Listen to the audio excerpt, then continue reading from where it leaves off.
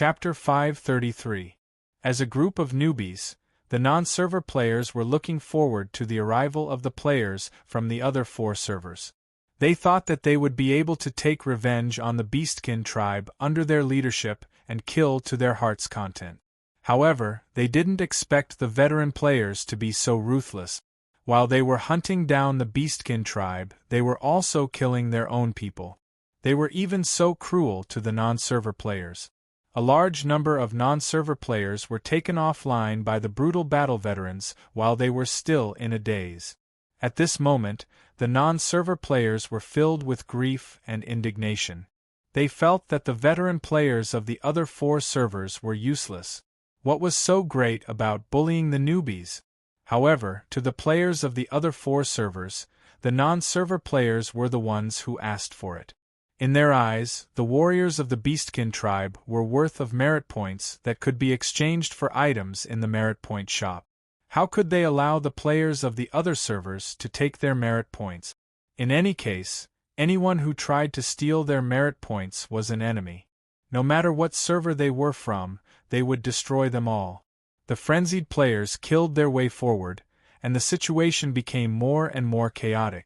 B***** sneak attack. Do you think that I, a mage, can't fight in close combat? Eat my staff. Guild leader, fire the cannons. Blow them up. That assassin, don't run. How dare you kill our cleric? I'll kill you. Die. Kill, kill, kill. All the merit points are mine. The warriors of the Beastkin tribe were scared out of their wits. This was too cruel. It was understandable that they were hunting them down. After all, they were enemies. However, they were being even more cruel to their own people. What kind of crazy behavior was this?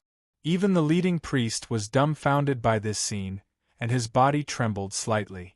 At this moment, a mecha suddenly appeared beside him. Under the horrified gaze of the shaman, a silver-white vibration blade suddenly slashed at his neck. As a shaman of the Beastkin tribe, although he had a high status, his forte was the study of spells and witchcraft. His physique was weak, and he had no way of dealing with the sudden attack. Just as he thought that his life was about to end, a figure rushed over from the side and sent the mecha warrior in front of him flying with a single punch. "Aha, this is mine. How dare you snatch it?" Under the astonished gaze of the priest, this burly man with many jewels embedded on his body pounced on the fallen mech warrior. He raised his fist and punched the mech warrior's face. "Kill stealing? Who the hell do you think you are? Kill stealing? I'll kill you. Believe it or not, if you don't know what's good for you, I'll smash your head first." The priestess gaped at the players killing each other. Her mind couldn't keep up. He was actually saved by the enemy? However, the beast devourer priest didn't dare to stay any longer. He took the opportunity to turn around and run. I almost died. I might not have such a chance next time. However, in this chaotic battlefield, such scenes could be seen everywhere. There was only one thought in the minds of the players of the 4 great servers. These monsters were all mine. Either they were killed by our players or they were killed by our players. In any case, they could not let them fall into the hands of other players. Hence, the players did all they could to save the beastly warriors who were about to die at the hands of players from other servers. The warriors of the Beast Desire tribe had never experienced such a chaotic battle before. Some were protecting themselves, some were killing themselves, and some were killing their own people. They didn't even know who to attack when they fought back. They always felt that one of them was on their side. Otherwise, why would they protect themselves? The pursuit continued. However, many of the players had reached level 100, and some had even passed the Ghost Commander trial. There was no way for them to escape. They were tortured along the way. As they got closer to the tribe's camp, the desire to live grew stronger in the hearts of the Beast Desire tribe warriors. They quickened their pace, gritted their teeth, and ran for their lives. Toot toot toot. At this moment, a loud and clear war horn sounded from afar. Upon hearing the horn, the eyes of the fleeing Beast Desire tribe warriors lit up. They knew that reinforcements were coming. The morale of the entire Beast Desire tribe rose. They knew that the time to fight back had finally arrived.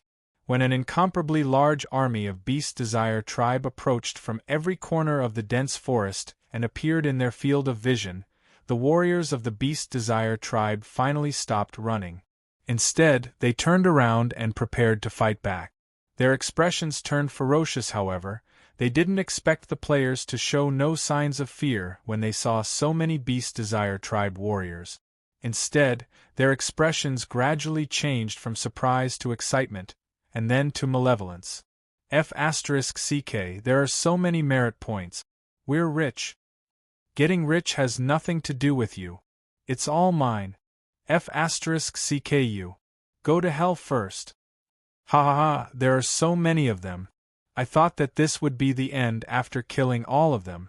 It's too, the players were excited as they faced the main force of the Beast Desire tribe. They had been fighting each other earlier because there were only so many monsters, and there wasn't enough to fight for. However, things were different now. With such a large army of Beast Desire tribe warriors, they were like a mountain of merit points.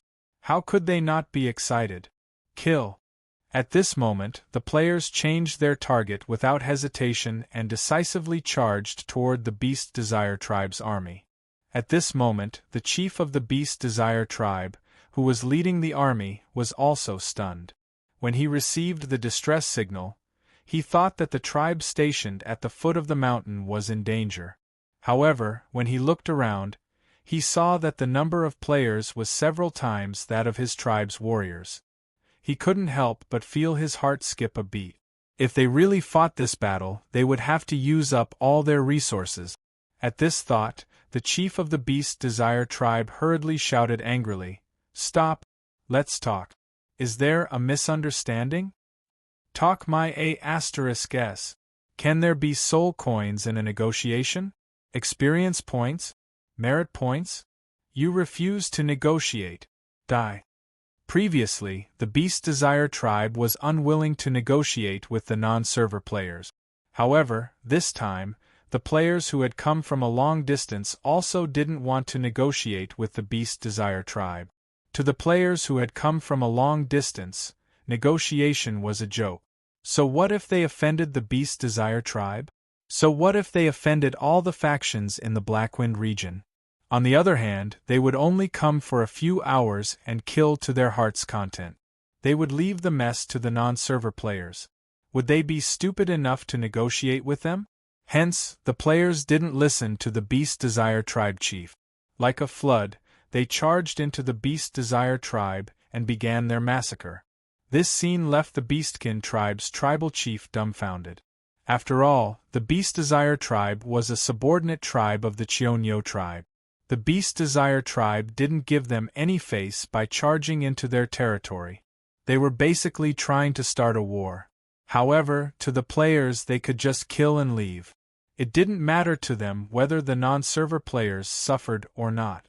Hence, the players didn't have any qualms. They charged into the Beast Desire tribe valiantly and began their massacre.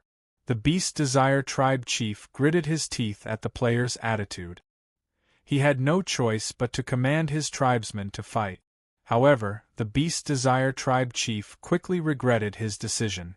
He only had about 10 million tribesmen, but the number of players was endless.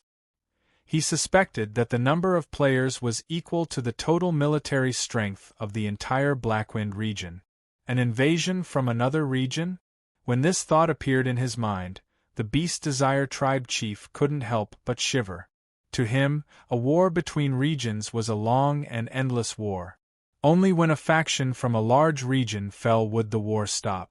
This was too scary. As the Beast Desire tribe chief, he felt that he was in big trouble. Seeing his tribesmen dying in large numbers, the Beast Desire tribe chief couldn't take it anymore. He hurriedly ordered his tribesmen to retreat. How could the players let them go? They raised their swords, spears, cudgels, staffs, hammers, battle axes, lightsabers, magic staffs, and other weapons as they continued their pursuit. There was only half an hour left before the expedition ended. The players were also anxious. They looked at the merit points in front of them, but they couldn't bring them all away. This feeling was too unbearable. As players, their motto was to take all of the merit points. Moreover, there were close to 1 billion players participating in this expedition. Many players were still chasing after the Beast Desire tribe. They hadn't even seen what the Beastmen looked like. The resentment in these players' hearts grew. They felt that they were only here to make up the numbers. At this moment, their eyes were bloodshot as they charged forward madly. They wanted to make a killing at the last moment. The players in front of them chased after the Beastmen with all their might while taunting them. They even cursed the Beastmen's ancestors. They wanted to infuriate the Beastmen so that they would turn back and fight. This undoubtedly dealt a second blow to the Beastmen's morale. The Beastmen were very good at inflicting mental damage. They could torture non-local players until they were hovering between life and death. However, it was clear that the veteran players were more proficient in this aspect. This was especially true for the original players.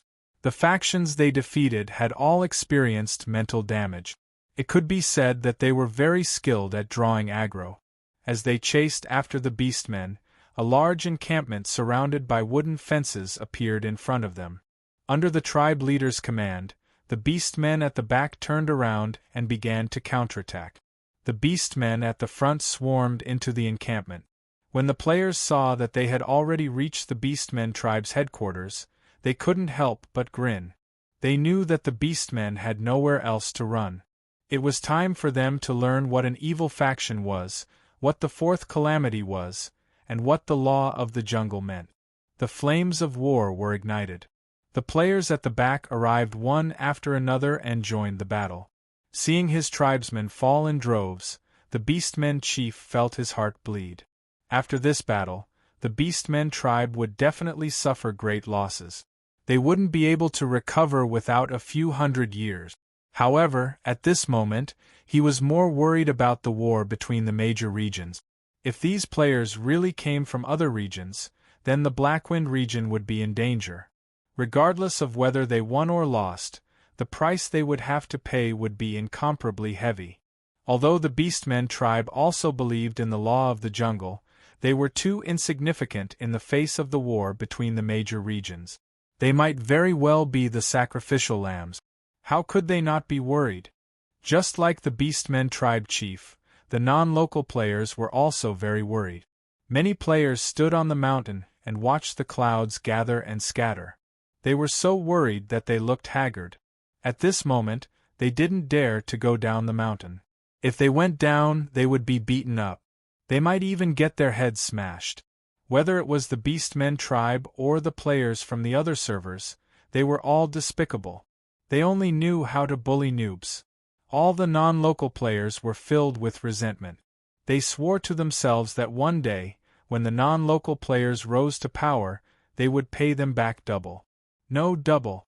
Chapter 534. Just as the non-server players were filled with resentment, the players who had come on an expedition were already tearing down the Beast Clan's buildings. The players were furious when they saw the Beast Clan members cowering in their encampment. Time was ticking away, and they didn't have much time to earn merit points. Yet, they were still cowering in their encampment. Defending my ass. Why are you coming at us head-on? That's ridiculous. Hence, the frenzied players began to tear down the Beast Clan's wooden fences and pushed forward in a frenzy. The Beast Clan could only grit their teeth and hold on bitterly against the frenzied players' attacks. As the players destroyed the specially made wooden fences, the Beast Clan chief's eyes turned bloodshot. He knew that the Beast Clan's survival was at stake. Behind the clan was a steep mountain peak. There was no way out. He could only roar and command his clansmen to resist. However, his resistance was powerless against nearly 1 billion frenzied players. Since the players' arrival was too sudden, it was too late for the Beast Clan chief to request reinforcements from the Cheonyo tribe. Under the pressure of the players, the Beast Clan was forced to retreat while resisting. This scene was very similar to when the non-server players were surrounded by the Beast Clan and forced to retreat to the mountain peak.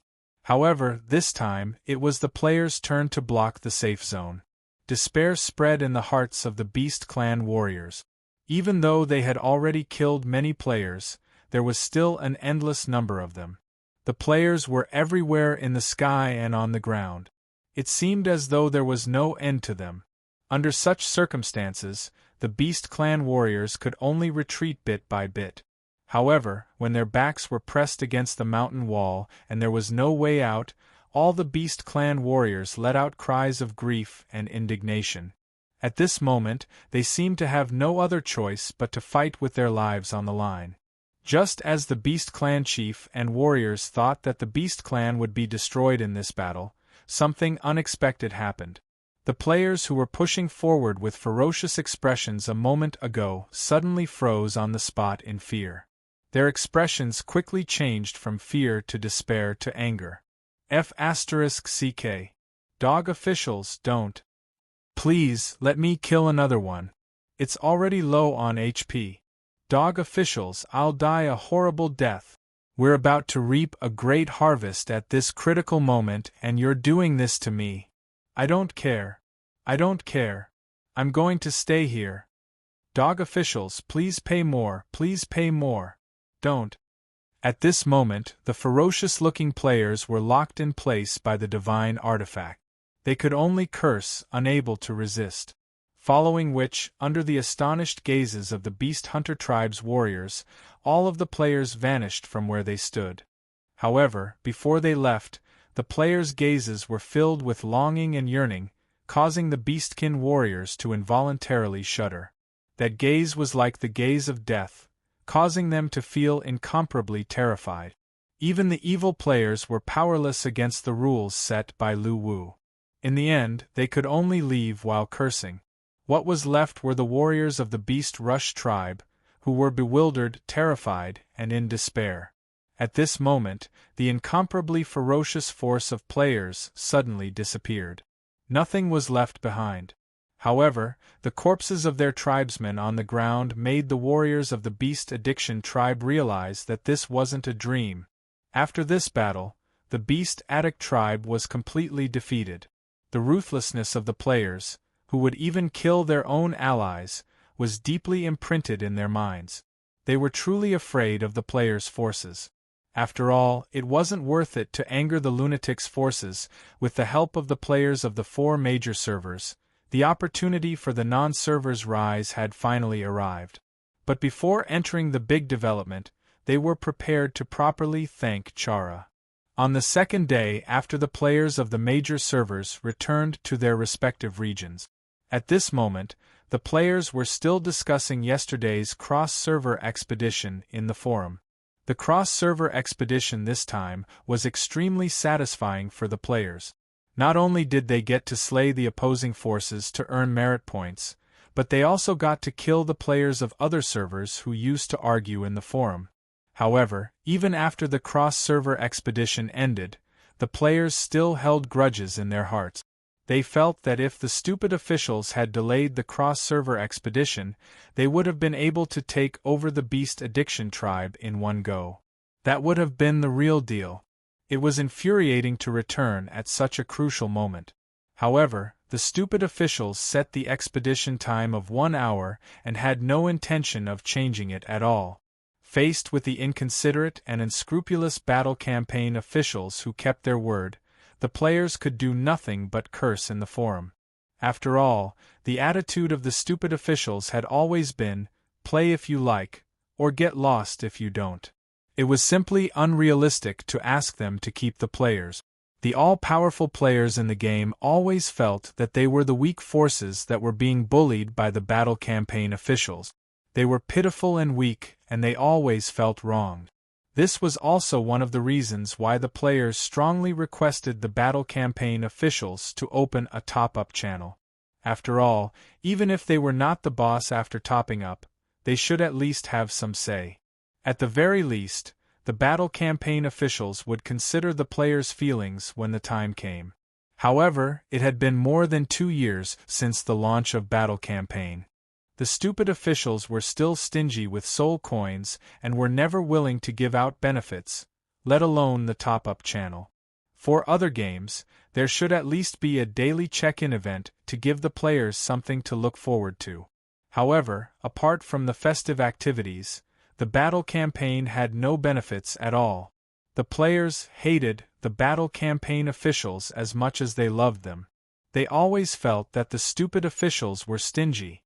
However, today, the Bakey players were very excited and looking forward to it. This was because today was the day that the battle campaign officials would bleed. The Qixi Festival, also known as the Qiqiao Festival, was a traditional festival of the Qi Dragon Nation full of romance. While the other servers were cursing that their own son would die a horrible death, the Bakey players were looking forward to the start of the festive activities happily. However, the original server players were also a little worried. After all, there was once a Valentine's Day where the stupid officials did not make any moves and had no intention of opening up the festive activities. Therefore, the players were afraid that the stupid officials would do the same thing this time. As time passed, the players started to panic when it was noon and the Qixi Festival still had not started. The original server players were panicking. Even the single players were looking forward to the Qixi Festival, not to eat dog food, but to freeload off the benefits of the event. After all, with soul coins and other resources, even if the dog food was stuck in their throats, they could only pinch their noses and swallow it. At around 2 o'clock in the afternoon, the original server players who still could not wait for the event to start could not help but protest on the forum. For this reason, the players listed hundreds of reasons why they had to start the event. For example, the Qixi Festival was a traditional festival of the Qi Dragon Nation. If the event was not held in the game, it would be an act of unpatriotism. It must be held, and they strongly requested for it to be held. There were also players who said that today was the romantic day when the cowherd and the weaver maid met. Such a day was worth commemorating. As a game with a huge influence, the battle campaign officials wanted to commemorate this day with the players. There were even players who said that there were a lot of children playing the battle campaign. Nowadays, most of them had forgotten about traditional festivals. As the battle campaign officials, they should start this event to let the children remember that today was the Qixi Festival. Such an action would be a great virtue. There were all kinds of opinions in the forum, leaving Lu Wu dumbfounded.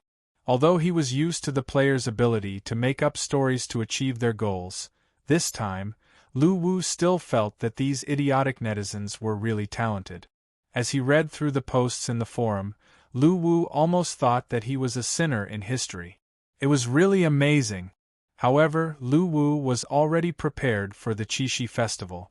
When it was 3 o'clock in the afternoon, just when the players thought that the stupid officials were going to cancel the event again, the Qixi Festival began. At the same time, the entire mansion of the dead was refurbished. The color of every building changed, colorful lights hung from the ceiling, and colorful ribbons swayed in the wind. It was a romantic Qixi Festival. Server announcement. The Qixi Festival Golden Breeze and Dew will officially start at 5 o'clock in the afternoon. Qixi Festival Event 1 Concentric Knot. Event Introduction. During the Qixi Festival, all players can register to participate in the event on the event panel. After the registration is successful, the player will receive the quest item, Concentric Knot Incomplete. After receiving the quest item, the player can find a player of the opposite sex in the game to complete the incomplete concentric knot and complete the Qixi Festival quest. Event requirement: complete the concentric knot for 1 hour. During this time, you are not allowed to log off. Logging off will be considered as a failure and time will return to 0. Blessings.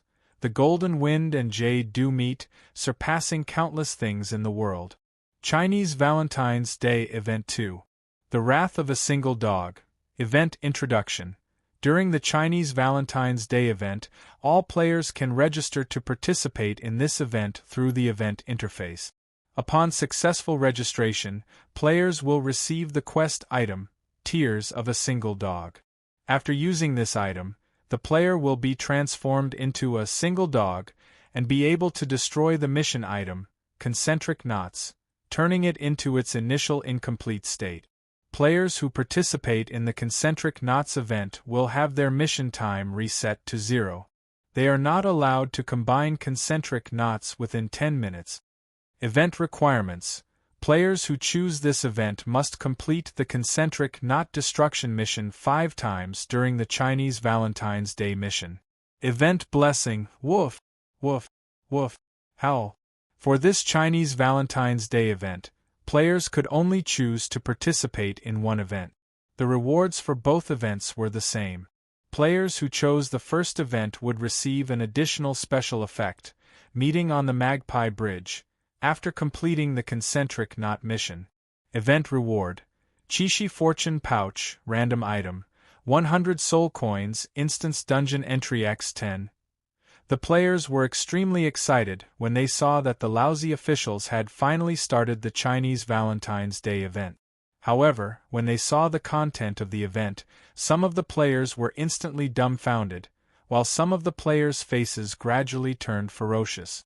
On the other side were the players with couples. When they saw the special effect of the meeting on the Magpie Bridge, they were deeply attracted. Naturally, they would choose the first event without hesitation. However, this mission was not smooth sailing, because the lousy officials had even set up a hostile force. Single dogs. Deep sorrow rose in the hearts of the couples. However, in the eyes of some players, the second event, the wrath of a single dog, was such a thoughtful event. They had to eat dog food every year, and this year they could finally take revenge. Hence, when it was 5 o'clock, the event officially began. The howling of the single dogs resounded throughout Bakey. Many players who chose the second event transformed into small and cute single dogs, ready to begin their grand plan of destruction. Although she had a cute face, what she did was insane. On the other hand, the players who chose the first event were like eloping couples. Faced with the pursuit of the landlord's evil dog, they could only play hide and seek. They were pitiful, helpless, and somewhat exciting. Bakey was filled with a joyous atmosphere, with occasional excited barks. Chapter 535. The whole of Bakey was bustling during the Battle Royale event. It was always the happiest moment for the players when the Battle Royale officials distributed the benefit. After all, such an opportunity was hard to come by. During the event, due to the existence of the second event, the single players' accumulated emotions exploded. The festive decorations of the Mansion of the Dead made the Chishi festival very romantic. However, some of the single players did not think so. To them, the Chishi festival event had nothing to do with romance, but it was definitely a joyous event. The feeling of breaking up couples was both cruel and joyous. Many single players transformed into lone wolves under the moonlight, wandering around the land of Bakey, looking for couples of players. Even after completing their Chishi festival mission, some of the overly single players still refused to stop and continued to look for other players who were in a relationship. They even made a provocative declaration in the event chat box. Not a single Magpie Bridge can be built tonight. They are all illegal buildings and must be demolished. We, the Single Dog Demolition Team, enforce the law impartially. We hope that all the couples who reek of love will realize their mistakes and stop showing off their love. Otherwise, we will find you even if we have to dig 3 feet into the ground and demolish you cruelly. The couple players trembled in fear as they faced the players who had turned into single dogs. They could only hide from the players of the opposite sex to prevent the crazy single players from destroying the mission progress. Hence, the whole land of Bakey was playing a grand game of cat and mouse. When dawn arrived, the bell that signaled the end of the event rang throughout the land of Bakey. However, there were only a few players who could complete the couple mission and build the Magpie Bridge. After all, the group of single dogs who had turned into huskies was too big and too cruel. After the Chishi festival event, the players' lives returned to normal. Lu Wu was observing the players' daily life through the artifact when his phone rang. There were only a handful of people who could get through to his phone. He picked up his phone and saw that it was Wu Guoyi who was calling, just as Lu Wu had expected. He picked up the phone and heard a familiar voice. "Brother Lu, did you miss me? Why would I miss an old man like you?" Lu Wu thought to himself helplessly. However, he could not say it out loud. "Brother Wu, there must be something wrong, right? You wouldn't have called me if there wasn't anything important."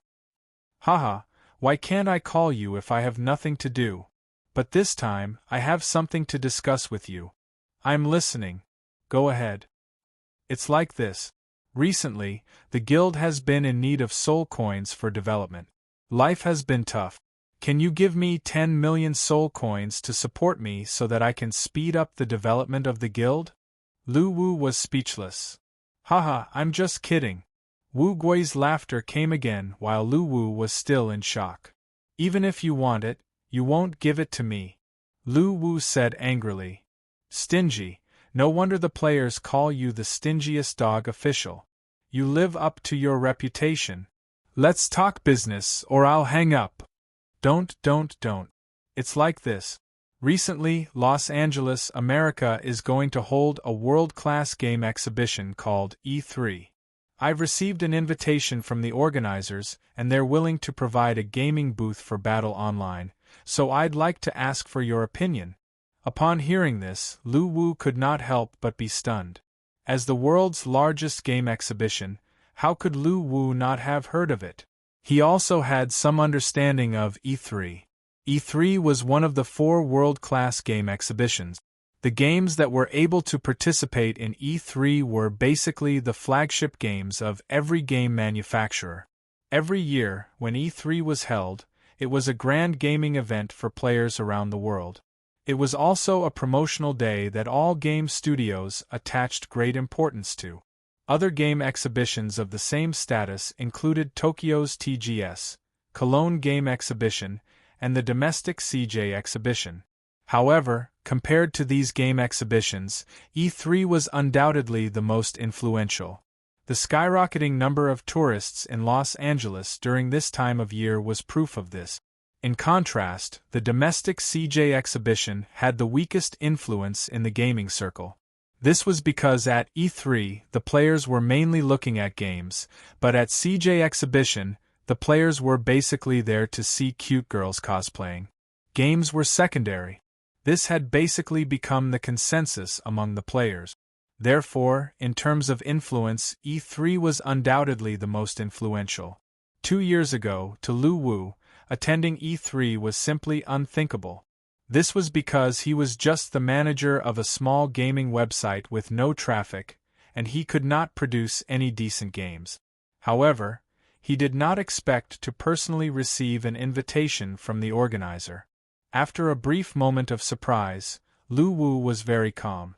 The main reason was that he was very indifferent to things in reality. Things that were out of his reach back then were no longer so desirable now. "Old brother Wu, let's just forget about it. I'm not interested in these things," Lu Wu said after some thought. "Don't. A gaming event like this will attract gaming media from all over the world. It's a good opportunity to expand the influence of the game. Although Battle Royale is very popular now, there are still many players around the world who are sticking to their games and have not played Battle Royale. After all, there are too many games in this era. To continue to increase the number of players, it's not enough to rely on the quality of the game alone." Lu Wu listened and felt that what Wu Gui said was very reasonable. Now that Battle Royale had started, the next step was to slowly nibble away the number of players from other games and include them in Battle Royale. Just as Wu Gui said, Battle Royale was very popular now, but it was impossible to pull all the players into Battle Royale with the quality of the game alone. This was because watching a game video and experiencing it in person were 2 completely different concepts. Just like in the past, no matter how popular 3D games were, there were still many players who stuck to web-based games. No matter how bad the quality of the game was, with his overwhelming publicity, he could still make a lot of money every year. The importance of publicity could be seen from this. Of course, in comparison, the quality was the most important. When the quality was guaranteed, the conversion rate of publicity was very high. This was like the publicity of two games at the same time. If the quality of a game was very bad, each publicity could attract 1,000 players to download it, but many players would basically uninstall it after playing for a few minutes. In the end, only 10 players would be left to continue playing, which was a conversion rate of 1%. On the other hand, a good game, coupled with strong publicity, would have a very high conversion rate. As for the quality of Battle Online, Lu Wu did not need to prove it. The players of Battle Royale were already shouting the slogan, "The world's best." Coupled with the publicity, a conversion rate of less than 95% was a failure in Lu Wu's opinion. Even 100% was not a problem. This was because this game had all the advantages of other games, but also advantages that other games did not have. Fans of scenery, fans of hamsters, collectors, fans of grooming, and so on, all kinds of players could find happiness here. This game combined all the game modes at the current stage. Even players who did not like fighting could still find endless fun here. In addition to the 100% degree of realism and the physical enhancement brought by leveling up, it was not an exaggeration to say that the conversion rate was 100%. What Lu Wu needed now was a way for players who had not come into contact with Battle Online and were still playing other games to come into contact with this game. Therefore, publicity would definitely be a breakthrough. And E3 was such a platform for publicity of a premium game. As long as it could shine in E3, the name of Battle Online would once again resound in the gaming world. It seemed that Lu Wu was a little tempted. Moreover, the whistleblower at E3 had given Battle Online enough face by providing a game booth for them to use for free. This situation would never have happened in the past. In order to enter E3, many game manufacturers had to invest a lot of money in this area. Under normal circumstances, an internal game booth would cost $200 million PS. The current price is about $20 million. Inflation is temporarily set to $200 million after 300 years. However, this did not mean that they would be able to enter. The quality of the game was also a threshold. Therefore, the fact that they took the initiative to invite and provide a booth for free was enough to show how much importance the E3 organizers placed on Battle Online. After careful consideration, Lu Wu suddenly became interested. "Brother Wu, if that's the case, I agree. However, you'll have to contact the E3 organizers when the time comes. I won't be going." Wu Guori, who was on the other end of the phone, was speechless. "You're leaving such an important matter to me? Anyway, you're the only representative of Battle Online. It's the same if I leave it to you. When the time comes, I'll provide support for the game and will personally attend E3. As for other matters, I won't be involved." In Lu Wu's opinion, there were too many things to handle when contacting the E3 organizers. For example, booth planning, game figurines, game content introduction, and so on. These things were too complicated and Lu Wu did not want to do it himself. It was perfect to leave it to Wu Guori, who had been operating Battle Online. "You said that I'm the person in charge of Battle Online, but I don't have any rights to the game." Wu Guori's resentful voice came from the other end of the phone. "Ha ha, that's enough. Don't forget that when you were bullied in the game, I supported you with 100 soul coins and helped you get your revenge. Then how about I ask you for another 1,000,000 soul coins for support?" Wu Guori quickly followed up on Lu Wu's topic. "Ahem, the phone signal is not very good. Brother Wu, that's it. I'll hang up first." Lu Wu hung up without hesitation after he finished speaking. What a joke, 1,000,000 soul coins did not come out of thin air. Perhaps Wu Guori was really in need of soul coins. Compared to him, Lu Wu felt that he was in even more need of soul coins. Not to mention the soul coins that were consumed in each server's construction, updates, and activities. The Emperor's mirror that he cultivated was also a soul coin burner. As for soul coins, Lu Wu had made up his mind to not let them flow out except in the game. After all, even when Lu Wu was really poor, he only sold Yi Shui or a few hundred soul coins. Now that he was not in need of money and could afford to raise little Bailey, Lu Wu would never do something as silly as exchanging soul coins for cash. During the construction of Battle Online, Lu Wu's mentality was constantly changing. 2 years ago, when Battle Online had just started, Lu Wu was extremely happy when he exchanged soul coins for hundreds of thousands in cash. But now, cash was just a string of numbers in Lu Wu's eyes, while soul coins were an all-purpose currency. The difference in value was obvious. Chapter 536. After deciding to participate in the E3 gaming exhibition, Lu Wu began to pay attention to this aspect. At the same time, he began to work on the game showcase that he needed to provide to Wu Guori. Of course, Lu Wu still had absolute confidence in the quality of the game. It would not be a problem to amaze the world at E3. As for the specific production of the game showcase, Lu Wu decisively handed it over to the battle chief planner, Lil Bailey. Lu Wu felt that he had gone further and further down the road of living off a woman, and there was no turning back. After all, he had such an all-round lowly who knew everything. Why would he need to do it himself?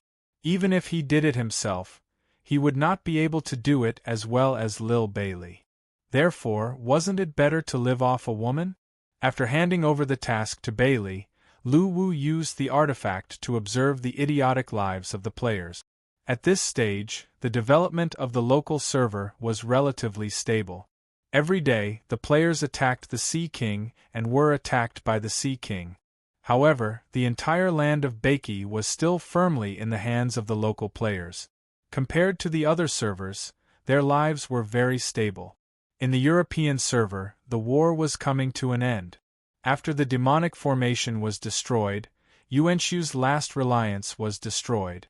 Although he had obtained the formation board of the demonic formation, he could not activate it.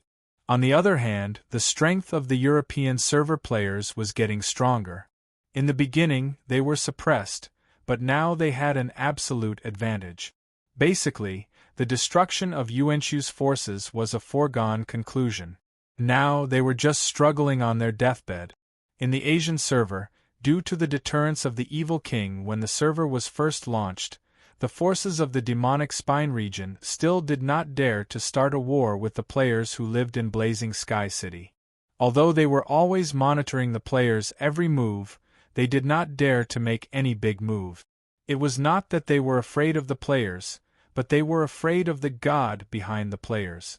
However, after the end of the cross-server expedition 3 days ago, the Asia server players also discovered the huge gap between the overall combat power of their server and the other 3 servers. Speeding up the pace of becoming stronger had become the goal that all the Asia server players desired. They were ready to officially declare war on the other forces of the demonic spine region. This was because war was the best catalyst for their growth. The more they fought, the stronger they became. In the Naraka server, after the artificial intelligence AI Ku officially joined the server and became an NPC, the entire Naraka player force developed rapidly. The players actively provided various aspects of knowledge and information to input into Eric's database. Then, Eric would research and create new weapons and equipment. With such a growth mode that was almost like cheating, the technology that the players in the Naraka server had grasped could be said to be advancing with each passing day. Moreover, the Naraka server was a unique server, and every player had to master a lot of knowledge. Basically, the players in the Naraka server could be considered half-scientists at this stage. When discussing mecha modification, new weapon development, and application, even players who knew nothing in the past could now add a word or two.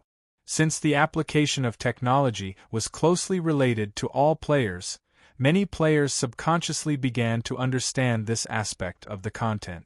The changes that Battle Royale brought to the players could be said to have extended from the gaming aspect to the spiritual aspect.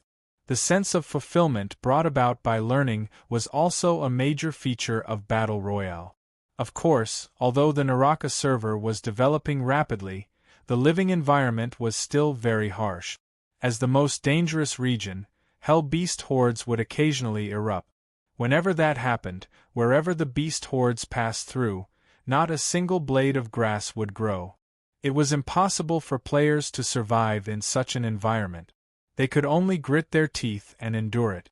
Once they respawned, they would continue to develop faster.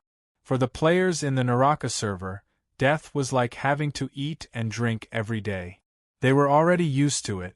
Now, the region that Lu Wu was most concerned about was the newly established Xianfeng region, which was also the non-server. This was because the non-server players' lives were really miserable. That kind of misery was enough to make Lu Wu laugh out loud even through the screen. If it was not for the fact that he could not hold it in, Lu Wu would not have laughed either. After all, these players would be his subordinates in the future. From the beginning, when they were surrounded at the respawn point, to being tortured by the Beast Addict tribe as a test subject, to the subsequent preparations to dig a tunnel, and so on, the misery of the non-server players was acknowledged by all players in the 4 major servers. But now, the non-server players finally had the opportunity to rise. This was because the battle group of the Beast Addict tribe no longer dared to set up camp at the foot of the Boundless Peak. The crisis was over, and the non-server players were faced with the endless wild monsters in the eastern thorn forest, which meant endless soul coins and experience points. The great development of the non-server players began. However, during this period of time, the non-server players did not forget one thing. And that was to hunt down Chara. The reason why they were in such a miserable state was because of Chara. Now that the blockade of the Beast Addict tribe had finally been lifted, the non-server players naturally wanted to take revenge and punish Chara. Therefore, on the bounty board of the non-server players, Chara became the second bounty target with a value of 5,000 soul coins. As for the first bounty target, it fell on Crayon Shinchan's head without any exception. At the most miserable stage for the non-server players, Crayon Shinchan, who had gone all out to attract aggro, was hated by all the non-server players. To the non-server players, this kind of continuous mental blow was even more detestable than Chara. For this reason, the non-server players collectively raised 50,000 soul coins and put Crayon Shinchan on the bounty list. This bounty was included in the overall bounty list, which increased Crayon Shinchan's value once again. Naturally, Crayon Shinchan was not surprised by the non-server players' behavior. He even specially went to the non-server forum to properly thank the non-server players for their enthusiasm and made countless enemies again. Of course, although he was not surprised, Crayon Shinchan was deeply troubled by the increase in the bounty. This was because the increasing bounty also meant that the day of being punished by his own mother was getting closer. However, it was impossible not to act recklessly. How could one be happy if one did not attack others? As the number 1 anti-hero in the battle, Mo Xiaoxin was gradually moving further and further away on the path of seeking death. He was unable to extricate himself, and did not want to extricate himself. His current mentality was to muddle along. Every day that he could be happy was one day. Every day that he could be angry was one day that he could cry. The non-server players could only feel helpless against Crayon Shinchan, who could not find the true identity of the non-server players. They could only hope that the non-server players would work harder and punish the anti-hero as soon as possible so that he could be killed and quit the server. However, for Chara, there was no need for support for the matter at his doorstep. During the period when the blockade was lifted, apart from killing monsters and leveling up in the eastern part of the Thorn Forest, searching for Chara had also become the consensus of the non-server players. Due to Chara's strong individual ability, it was impossible for a single person or even a small team to punish him. For this reason, the non-server players developed a targeted battle plan. That was to report his location. As long as a player found traces of Chara, he would immediately report Chara's coordinates in the regional channel. By then, all the non-server players in the area would receive Chara's coordinates, and then collectively surround and kill him. This method was really effective. With the cooperation of the major guilds and groups of players, Chara was besieged several times and was almost killed. However, what made the non-server players grit their teeth was that the agile Chara could always escape at the critical moment. They tried this several times, but all of them failed without exception. However, the non-server players' desire to surround and kill Chara did not decrease. Instead, it grew stronger. They all swore on the forum that they would rather not have Chara, the wall-level player, locked in the safe zone so that he could never leave. As the instigator of the non-server tragedy, Chara was currently crawling in a sea of blue flowers in the eastern part of the thorn forest. His body was moving up and down violently, panting heavily and sweating profusely. Just a moment ago, he had experienced another round of attacks from non-server players. This time, it was more dangerous than the previous few times. The groups of players organized by several major guilds formed layers of encirclement, and he almost couldn't get out. Fortunately, he managed to escape with only a sliver of his HP and did not return to the safe zone. If he had died and returned to the safe zone, Chara knew how terrible his fate would be with the Great Demon King as an example. Over the past 2 days, Chara also understood how terrible his current situation was after Jack's narration. It could be said that he had made countless enemies and had become an existence that everyone in the non-server wanted to kill. At this time, Chara also began to use the forum function. This was because the forum not only allowed him to understand a large amount of information about the game, but it also helped him discover the dynamic information of the players who wanted to punish him. The previous few times, he had relied on the sharing of his coordinates by the players on the forum to avoid being besieged. However, he did not expect that he would almost die this time. It was obvious that the players who were hunting him down had realized the hidden dangers in the forum and had probably set up a private group to hunt him down. This gave Chara a huge headache, and he felt that his future days in the non-server would not be easy. After a short rest, when his HP had slowly recovered, Chara's eyes flashed with a fierce light. He immediately opened the competition menu and chose to be matched with an opponent. In terms of individual competitions, Chara would participate every day, and he would fight more than 15 matches every day. As the opponents became stronger, Chara could enjoy every battle to his heart's content. Until now, he had won 328 matches in a row. Under the state of consecutive victories, his competition points increased rapidly, and Chara had now broken through 10,000 points, becoming the first King Division player in the non-server. P.S. In individual competitions, consecutive victories will give additional point. Under consecutive victories, victory points will accumulate and increase, and under consecutive defeats, the deduction of competition points will also increase. In the case of a draw, there will be an additional consolation point bonus of 1 point for each match, and consecutive draws will be equivalent to the accumulated points gained from consecutive victories. This time, his opponent would be Chara's first competition in the King Division. When Chara pressed the Opponent Match button, a game notification suddenly appeared. Game notification: you have reached the King Division of your server, and have qualified for the full server individual competition 3 days. Do you wish to be matched with an opponent from another server? Chara could not help but be stunned by this notification, and then excitement appeared on her face. He had always heard that the hacks in the other servers were extremely strong, but he had never seen them for himself. However, this time, he could personally fight against one. Thinking of this, Chara pressed the Full Server Match button without hesitation. Instantly, the countdown for the match began. At the same time that Chara entered the match, the server announcement rang.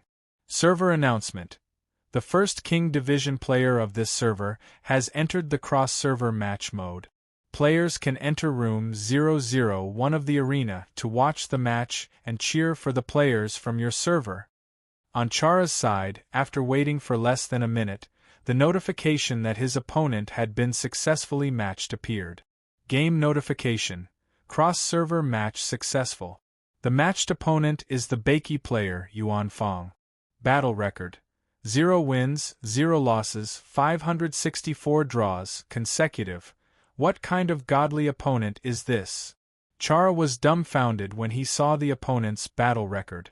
Chapter 537. This was the first cross-server battle between the non-server players, so it naturally attracted the attention of a large number of non-server players. After the server announcement, a large number of non-server players opened the tournament menu and began to enter the tournament room 001 as indicated in the announcement. Of course, they were not there to cheer for Chara, but to observe how strong the wall-level players from other servers were. If possible, they also hoped to see the moment when Chara was severely punished. Chara was still in a state of confusion as the countdown for entering the arena rang. 564 consecutive draws were unbelievable to him, and he could not understand how this player called Yuan Fong managed to do it. When the countdown for entering the arena ended, a game notification appeared. Game notification. Entering the arena. Random location.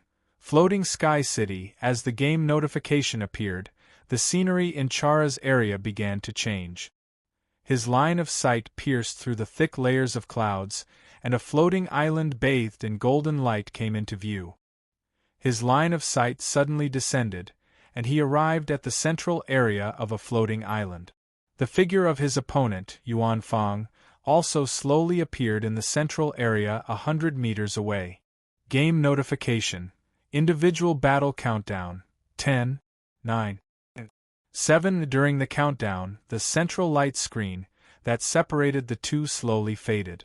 Understanding that the battle was about to begin, Chara's expression became extremely solemn, and he slowly crouched on the ground, ready for battle. Although he did not understand how this player called Yuan Fong could achieve a record of 564 consecutive draws, this person was able to reach the King Division, so his strength should not be underestimated. Facing a strong opponent, Chara's inner desire to fight burned. When the light screen officially faded, Chara's sharp gaze immediately turned to his opponent. However, what surprised him was that his opponent, Yuan Fong, was sitting cross-legged on the ground, looking at him with a bored expression. He could not see any desire to fight from Yuan Fong, and ancestral leopards, beast perception, could not detect any intention of attacking from Yuan Fong. To Chara, Yuan Fong's behavior was simply a provocation. Entering the individual battle arena without any desire to fight, then why did you come in? Thinking of this, Chara let out a low roar, and his body suddenly sprinted toward Yuan Fong, his fingernails turning purple at this moment. This attack was aimed directly at Yuan Fong's neck. Right at this moment, Yuan Fong's eyes actually lit up with anticipation. In fact, Yuan Fong did not have much desire to participate in the solo tournament. If it were not for Gu Yu's request for him to increase his ranking and help his guild occupy one of the top few spots, he would not have participated in the solo tournament at all. For other players, the individual competition represented the sparring of combat techniques and battles to their heart's content. However, for Yuan Fong, the individual competition would only last for 20 minutes until it was determined to be a draw. After all, the Beiki players were very familiar with his abilities. They also knew that as long as they did not make a move, the bald monk would not be able to do anything to them. A draw would be the best outcome. At the current stage, Yuan Fong had another nickname in Beiki, which was 50-50, which meant that he could fight evenly with anyone. After all, no one could beat him, and he couldn't beat anyone. As a result, a group of idiotic players emerged. They claimed on the forum that they could fight evenly with players of the king tier. Of course, this was only limited to Yuan Fong, because meeting Yuan Fong meant that this round would definitely end in a draw. There were no exceptions. Because of this, Yuan Fong was very helpless. Now, he habitually sat cross-legged after entering the solo tournament and talked about life with his opponent for 20 minutes. Finally, he shook hands and left the arena. This time, it was also Yuan Fang's first cross-server match. Seeing Chara take the initiative to attack, Yuan Fang almost shouted out in excitement. Finally, he could win a round. Buddha bless me! Chara's deadly claws that were swinging down were beautiful in Yuan Fang's eyes. He immediately raised his head with a blissful expression, exposing his weak point, his neck.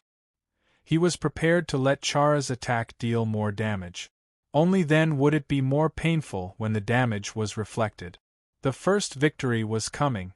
However, just as Chara's claws were about to hit Yuan Fang's neck, he suddenly twisted his body and forcefully changed the direction of his attack, causing his claws to miss.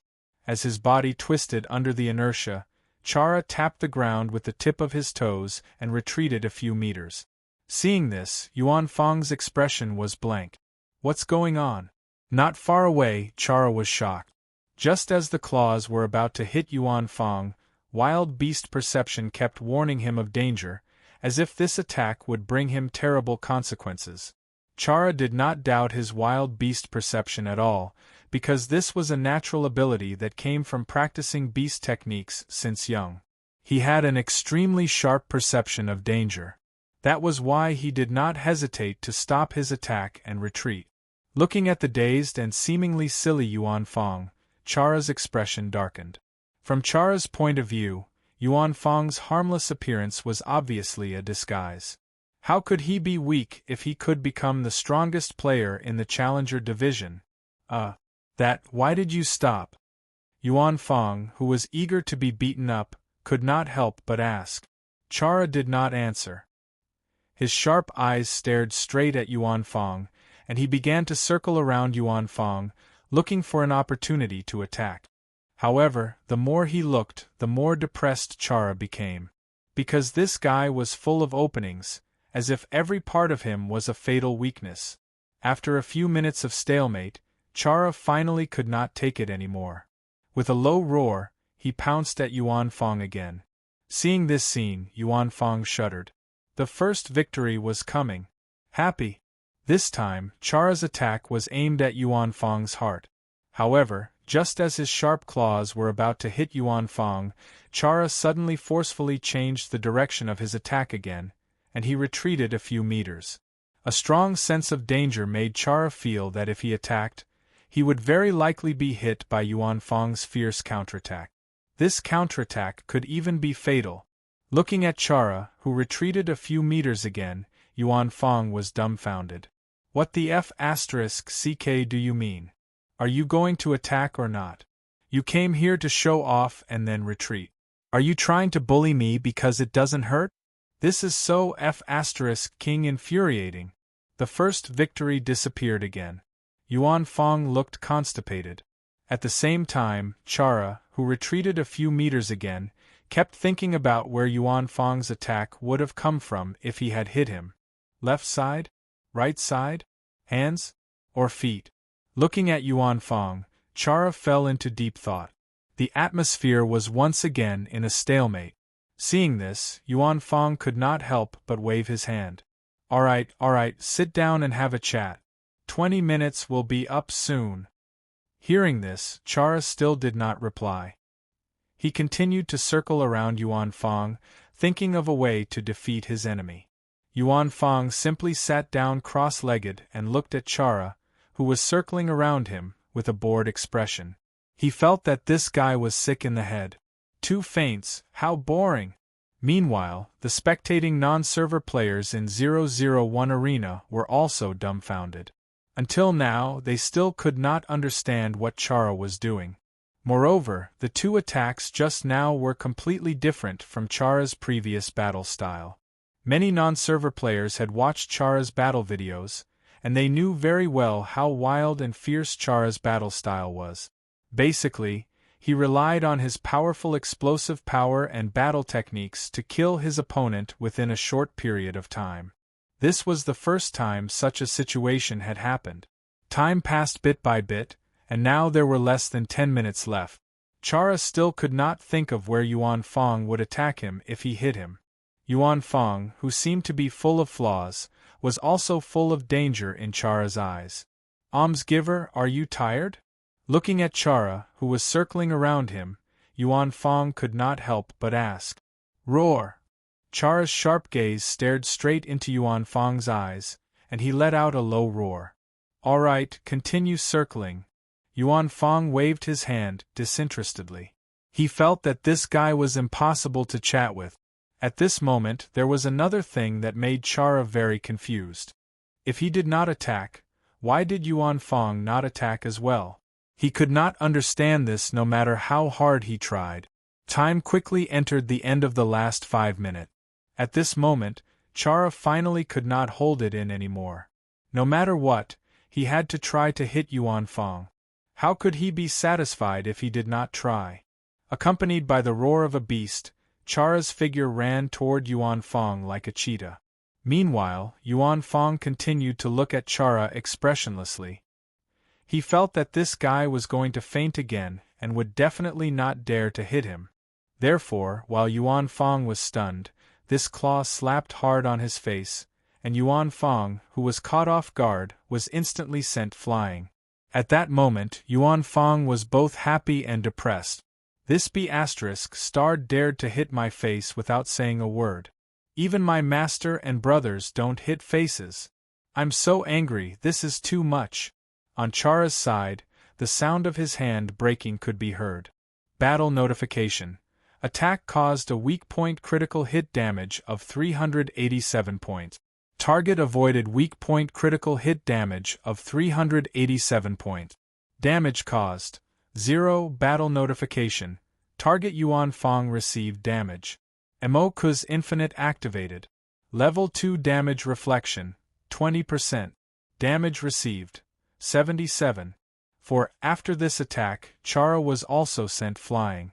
At the same time, the power that was directly reflected on his arm instantly caused his hand to break. For Chara, who was only at level 34, this attack had taken away nearly 1/3 of his HP, which gave Chara a shock. At this moment, Chara finally understood why every time he approached Yuan Fong, beast perception would give him a warning of danger.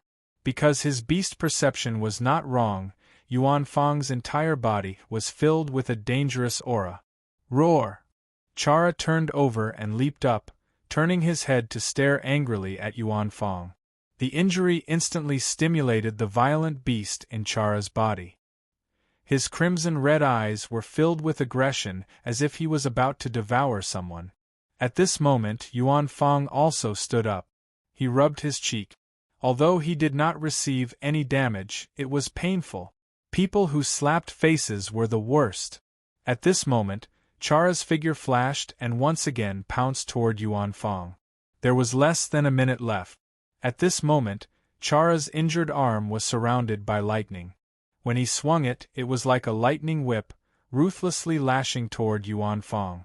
This attack was the strongest attack that Chara had comprehended at this stage among the beast techniques that he had cultivated in reality, the Thunder Coffin.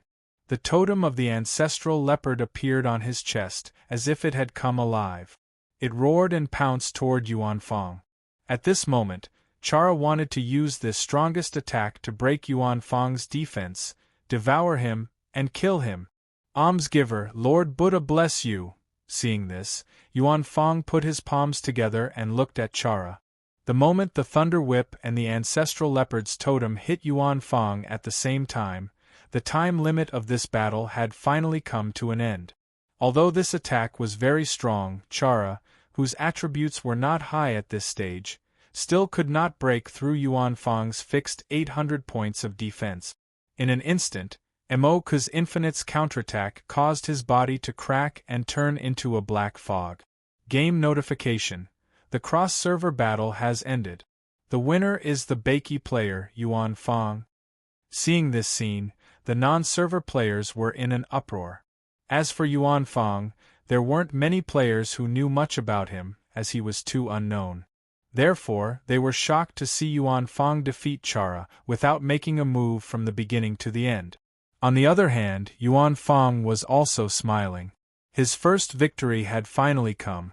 I like this kind of hot-headed opponent. Happy. Chapter 538. The first cross-server battle of the non-server was also Chara's first cross-server battle. However, many people did not expect it to end in such a way. The situation that seemed inevitable to the local players caused an uproar in the non-server. The fact that Yuan Fong was able to defeat Chara without making a move made the non-server players feel envious. Hence, a large number of non-server players began to seek advice from the local server, even requesting to learn this skill. The local players' responses were very uniform. What a load of bullshit! How could the local players not be envious of Yuan Fong's ability? After all, this was a supernatural ability, the same level as the prajna scarification of hell. The players had been wanting to learn it for a long time. There was even a section in the forum dedicated to studying how to learn the prajna scarification of hell. Some players spent all day discussing how to comprehend this supernatural ability. However, until now, there were only 2 people who had mastered the prajna scarification of hell in the whole of Beiki. One was Yuan Fong and the other was Qiu.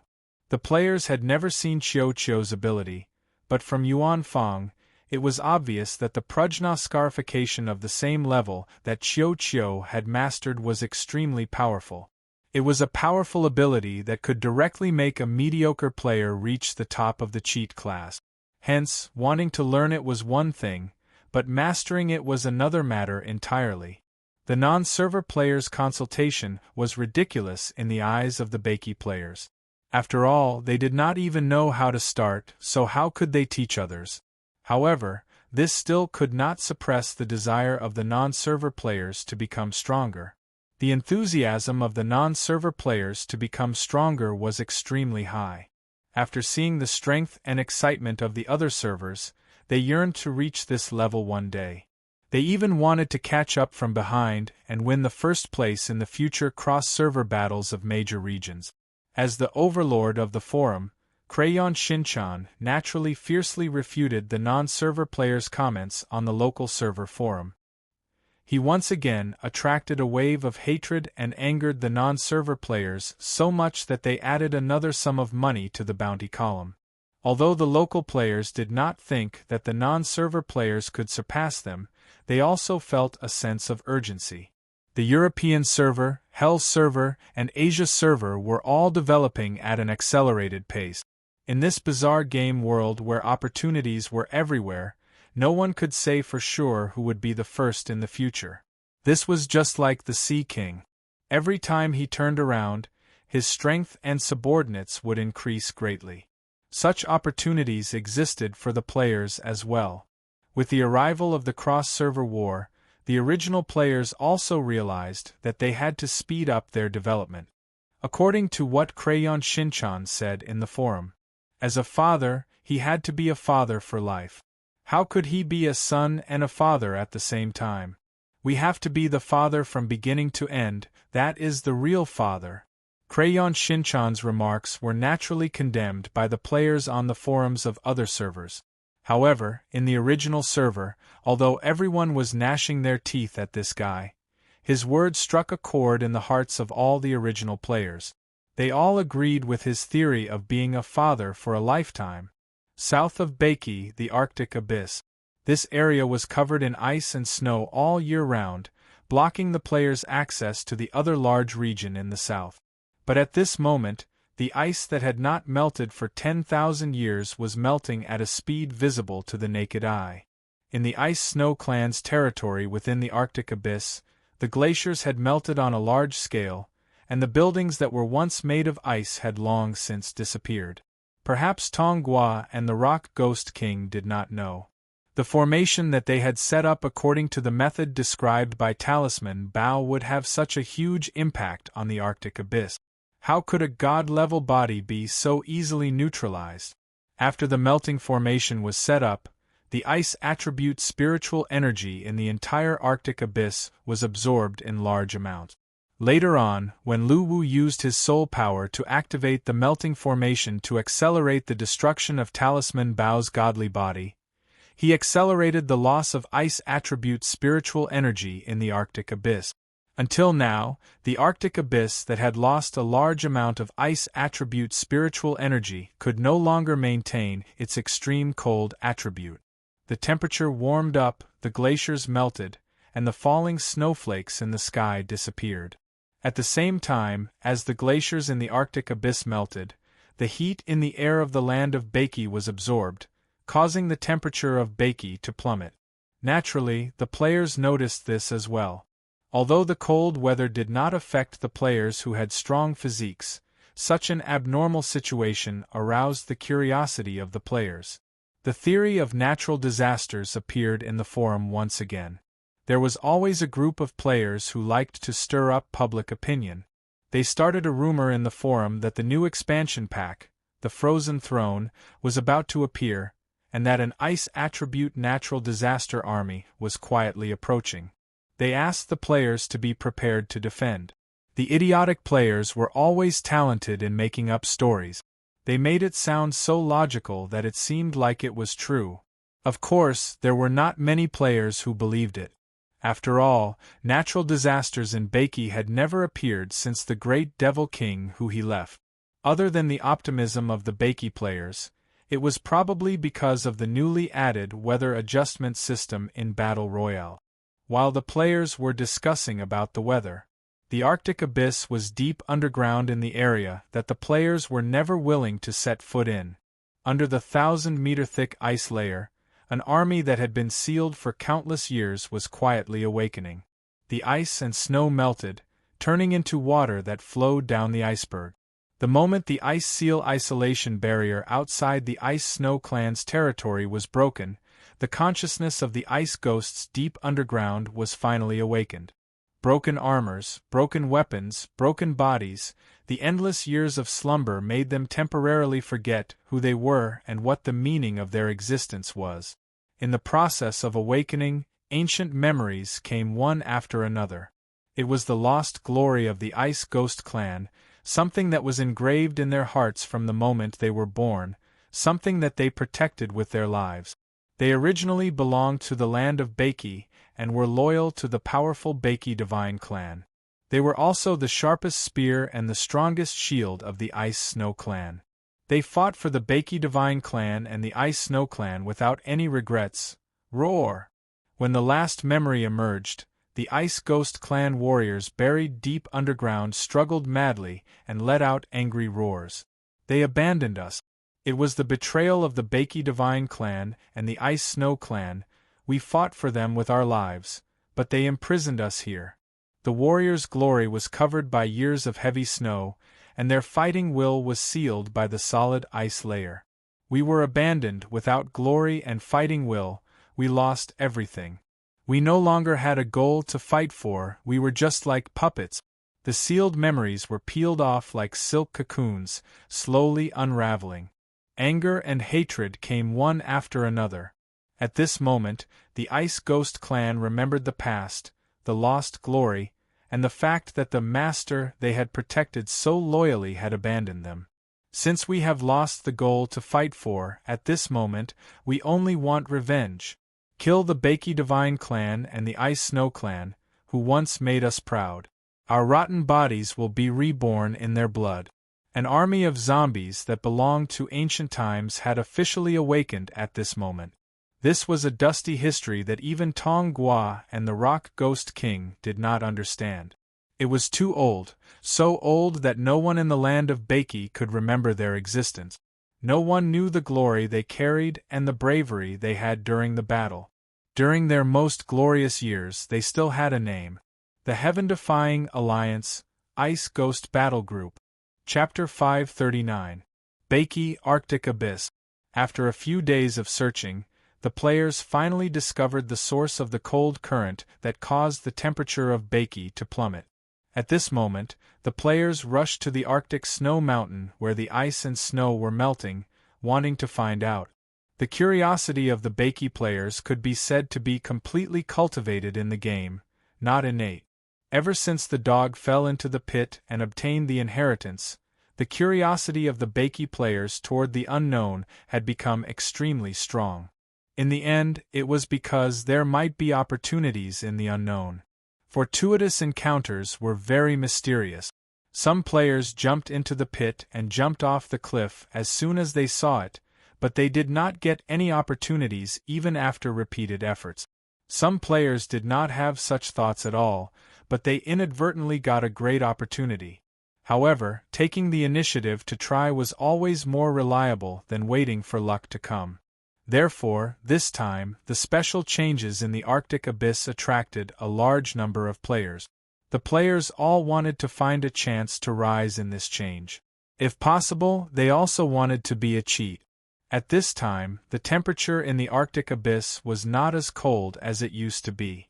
Although the cold wind was still blowing, it did not affect the players at all, so they did not need to buy cold protection items in the shop. This area, which was originally sparsely populated, was now filled with players in groups. At this time, almost a quarter of the Arctic snow mountain had melted, and there were potholes everywhere. There were even some places with so much water that the players had to swim. Even so, it still could not stop the players' desire for opportunities. During the search, a large number of players came to the land that once belonged to the Ice Snow clan.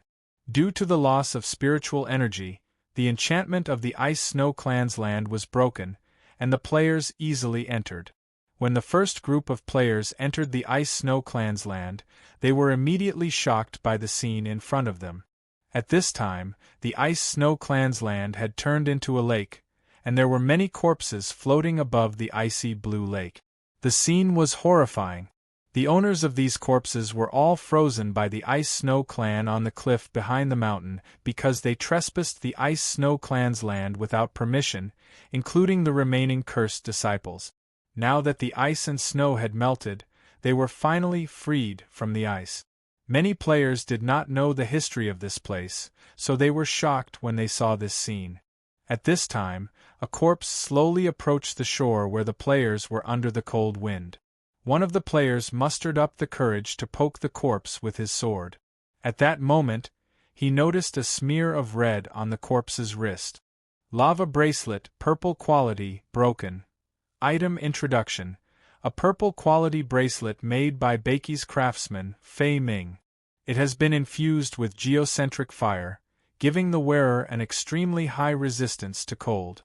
Item Special Effect: Earth Core Fire, passive protection skill, Lava Strike, active.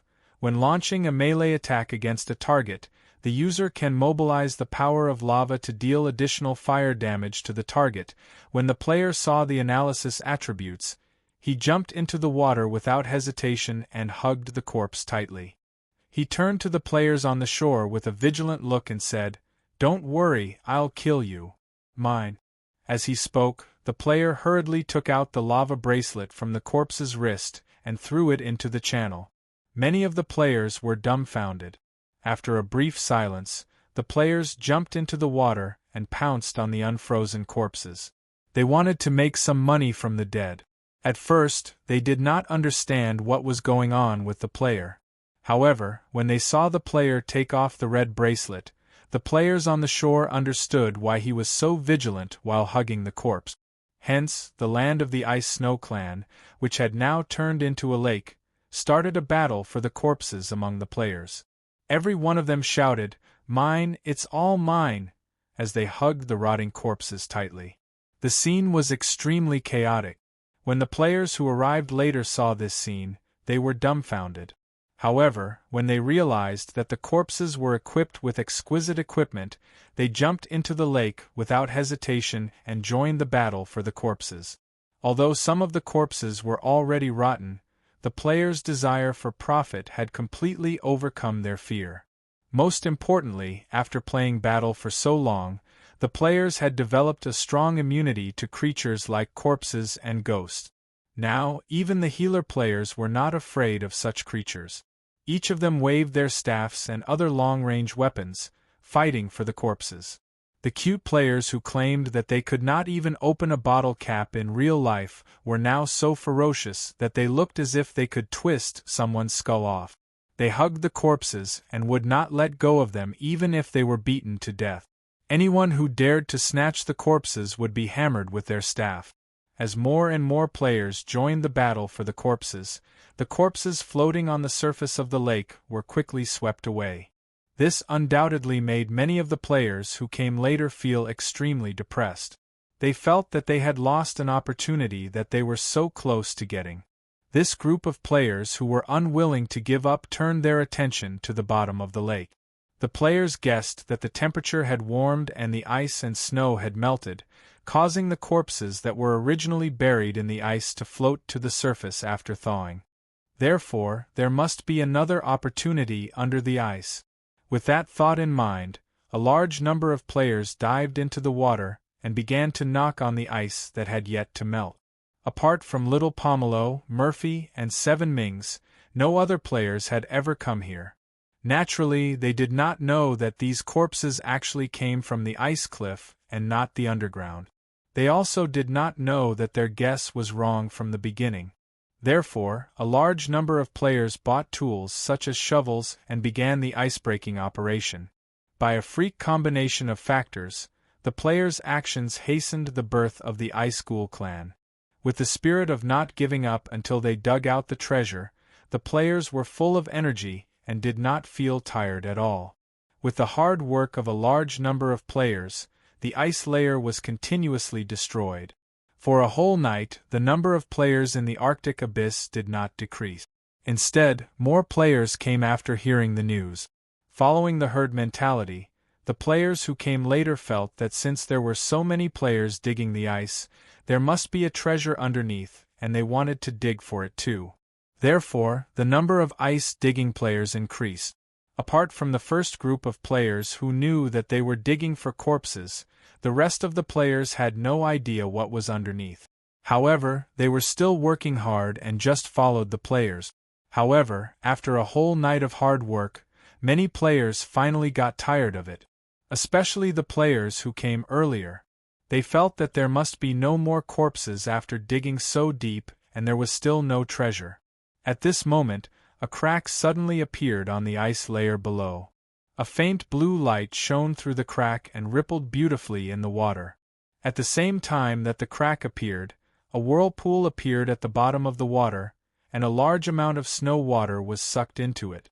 At this moment, a player's exclamation sounded in the regional channel. "Look, corpses. They're all corpses." The players who heard the exclamation immediately looked down. Through the whirlpool, they saw the scene inside. Turned out that there was actually a huge space under this layer of ice. Inside, there were countless warriors with rotten bodies, wearing broken armor and holding rusty weapons. What the F***ck? They really dug it out. There are so many of them. We're rich. Squad members, go F***king snatch it. Seeing this scene, the players did not feel afraid. Instead, they seemed very excited. Because this was the treasure they wanted to dig out. In the previous wave, many players had looted the best equipment from the corpses. Therefore, seeing the Ice School clan fighting under the ice layer, the players rushed over without hesitation. At this moment, countless Ice School warriors opened their eyes. Their dark blue, cold eyes looked at the players who were swimming toward them. The leader of the Ice School tribe raised the frost sword in his hand and swung it forward. Suddenly, the lake water flowed backward and soared into the sky. The players were also blasted into the sky by this force. At this moment, the entire lake surface was like a volcanic eruption. A large amount of lake water was sprayed into the sky and scattered around like rain. In a moment, the lake surface formed by the melted snow water was hollowed out and slid toward both sides of the iceberg. The entire lake inside the Arctic abyss disappeared. This force was too huge. It caught the players off guard, and they were unable to resist it. After their strength weakened, they fell from the sky one by one and fell hard to the ground. On the spot, a few fragile players turned into black fog and died. Just when the players were surprised by this, An ancient army that seemed to be broken came out of the huge crack, marching in neat steps.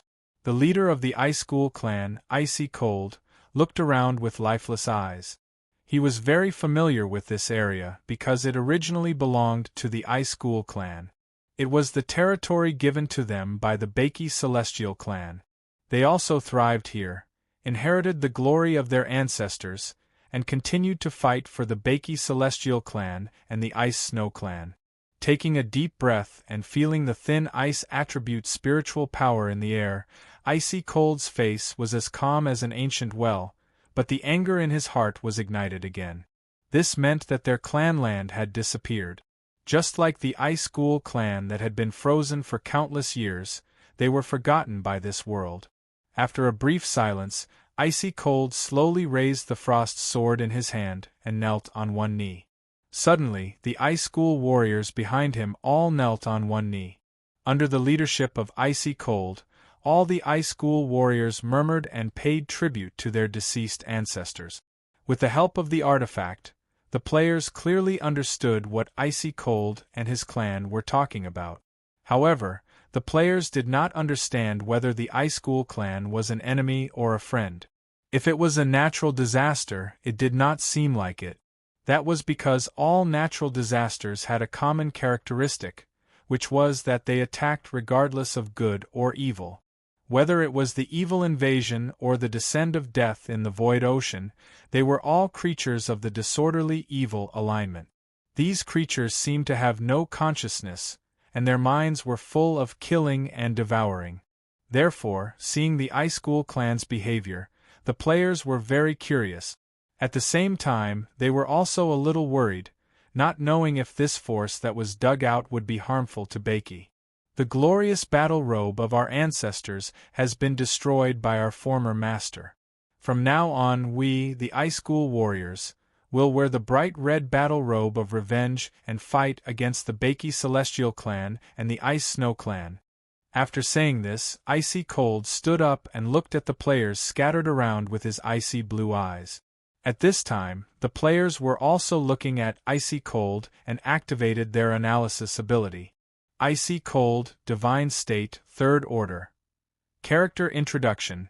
The ancient Bakey Celestial clan created the land of Bakey in a territory eroded by extreme cold and used their divine power to sprinkle vitality in this territory. After that, 3 clans were born in the land of Bakey, one of which was the Ice School clan.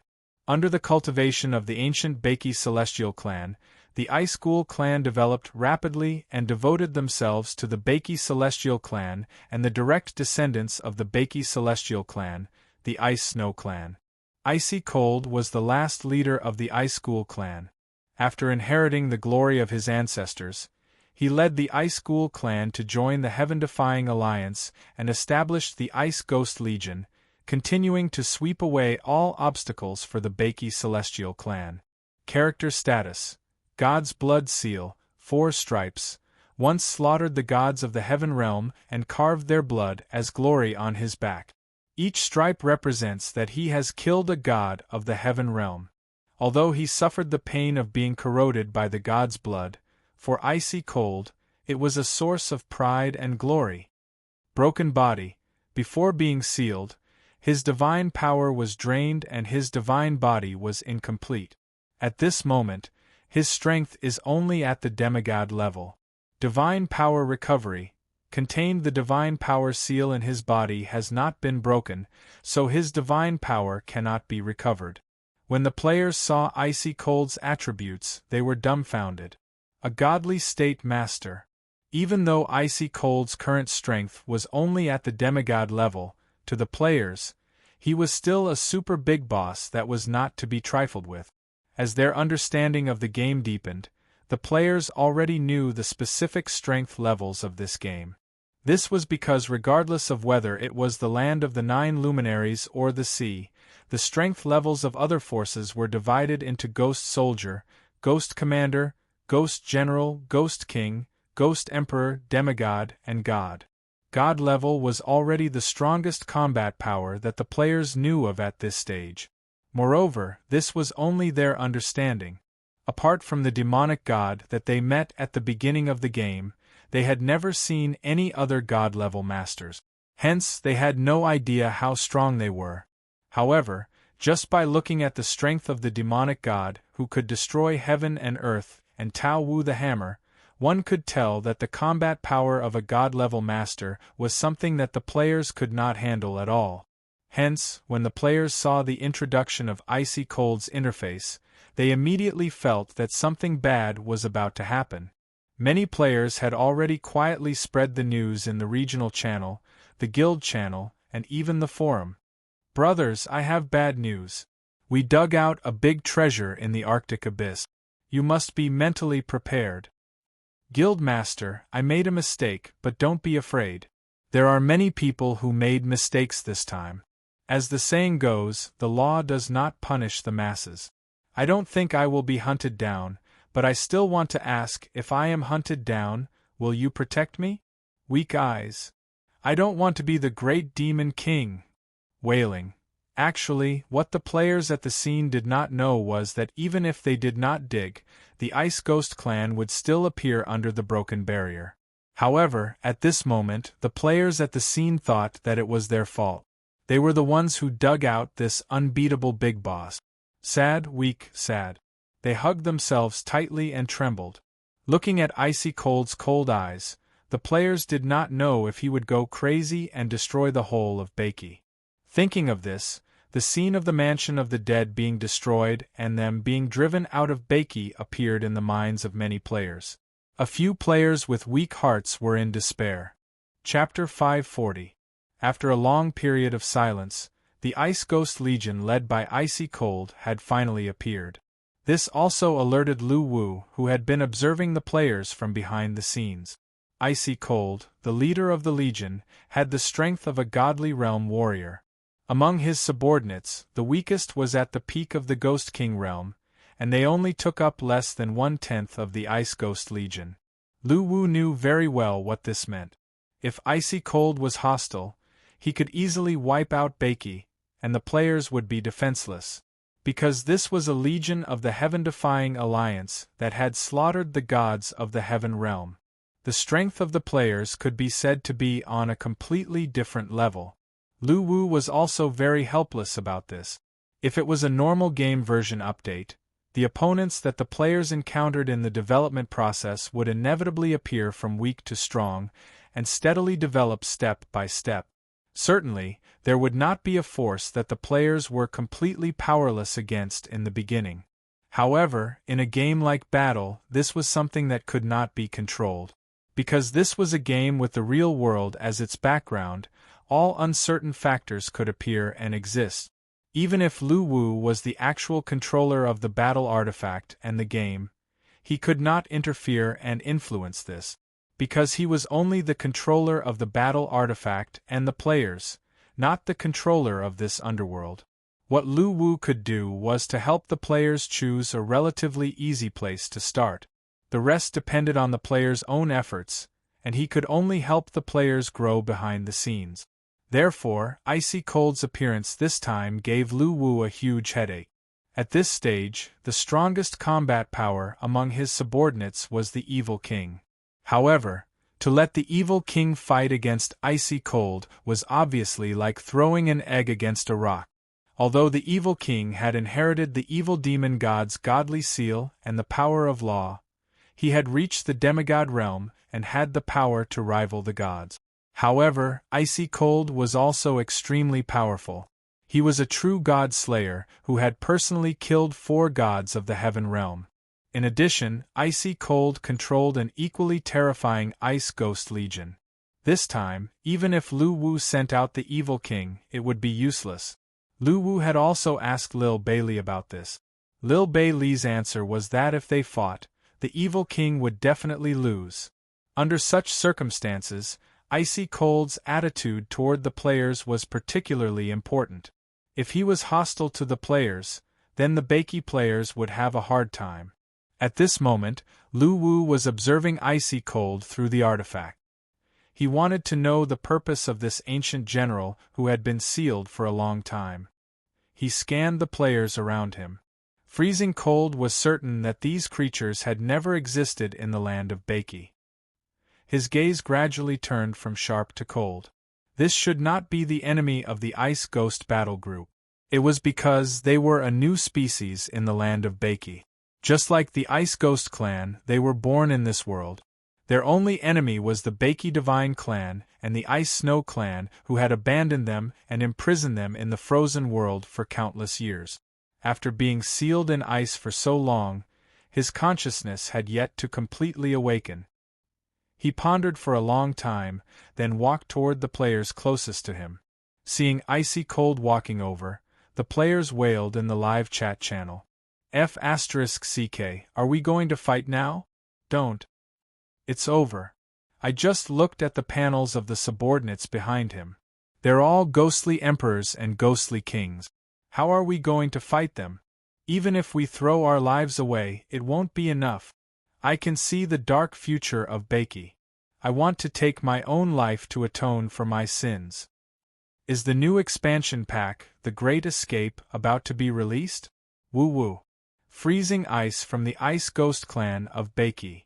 As he walked in front of the players, Frozen raised his sword and patted his left chest lightly, revealing his identity to the players. Freezing Ice's actions stunned the players. Obviously, it was the first time they met someone with such strength who spoke in such a friendly manner. Previously, the opponents that the players had encountered, from the very first one to the Sea King to the 9 luminaries, were all extremely rude. They acted as if they were stronger than you, so you were AF** King grandson. Therefore, the player's first impression of Freezing Ice was that of a great demon was also influenced by this. After all, the previous god-level master, the demonic god, was simply a world-destroying demon king. Not only did he destroy the burial ground of Bakey the moment he was born, but he also beat Tao Wu to death while fishing. He looked exactly like a fierce god. However, they had never met someone like Freezing Ice, who had the strength of a godly state but had such a friendly attitude. Therefore, the players could not help but be stunned. In fact, what the players did not know was that a person's position determined his way of thinking. All the forces that the players had encountered before were extremely cruel and mercenary. It was precisely because they lived in the law of the jungle that they had to do evil in order to survive and plunder everything that was beneficial to them as much as possible. However, Freezing Ice was different. He stood at a higher position. He used to be a member of the Heaven-Defying Alliance. He had been fighting for the divine clan of Bakey and the underworld all his life. Therefore, the creatures of the underworld were of the same origin in Freezing Ice's eyes. He also mistakenly thought that the players were a new race born in Bakey. Most importantly, they had no grudges with the players, nor did they have any conflicts of interest. Therefore, Freezing Ice had no hostility towards the players. However, the players had not come into contact with Freezing Ice's level. They thought that the powerhouses of this world were all like the demonic god, so they felt that Freezing Ice's attitude was really strange. Can you tell me what time is it in the 6 Realms calendar? Looking at the dumbfounded players in front of him, Freezing Ice's eyes glowed blue as he asked again. 6 Realms calendar? What's that? The player in front of Freezing Ice asked in a low voice. What's the current calendar of this world? Freezing Ice frowned slightly. Calendar that. 2321, I'm not sure if it's right. The player continued to answer in a low voice in order not to offend Freezing Ice. Obviously, this answer also confused Freezing Ice. The unified calendar of the entire underworld was calculated according to the operation of the 6 realms of reincarnation. Each revolution counted as a day, which was similar to the alternation of the sun and the moon in the human world. Therefore, when he heard that it was 2321, Freezing Ice could not compare it with the reincarnation calendar that he was familiar with.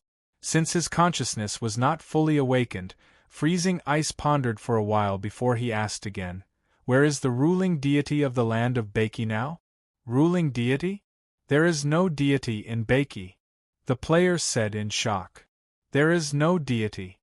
Hearing this, Freezing Ice's body trembled. His sharp eyes stared at the player and asked again, "Where is the divine clan of Baki? The divine clan of Baki? There is no such race." The player was about to cry. He felt that he could not understand what Freezing Ice was asking. Hearing this answer, Freezing Ice was in disbelief. The divine clan of Baki was the creator of this region and also the ruler of Baki. Now that he heard that the divine clan of Baki no longer existed, the first guess that came to his mind was that the heaven-defying alliance had been destroyed. If that was not the case, why would the divine clan of Baki disappear? Freezing Ice knew very well how powerful the divine clan of Baki was. In the underworld, there might be many deities, but there were very few forces that could be called a divine clan. The divine clan of Baki was one of the best among them, and it was also one of the most powerful forces in the underworld. The divine clan of Baki was at its peak when the heaven-defying alliance was established. Under the leadership of Bailey, the divine clan of Baki had recruited many talented experts, and many deities had joined them. These people were fed up with the law of the jungle in the underworld and were willing to follow their leader, Bailey, to fight against the heaven realm and take back everything that had been lost. At that time, the divine clan of Baki was already one of the most powerful forces in the underworld. Its scale was unprecedentedly large, and it had fought against the heaven realm several times, killing many deities from the heaven realm.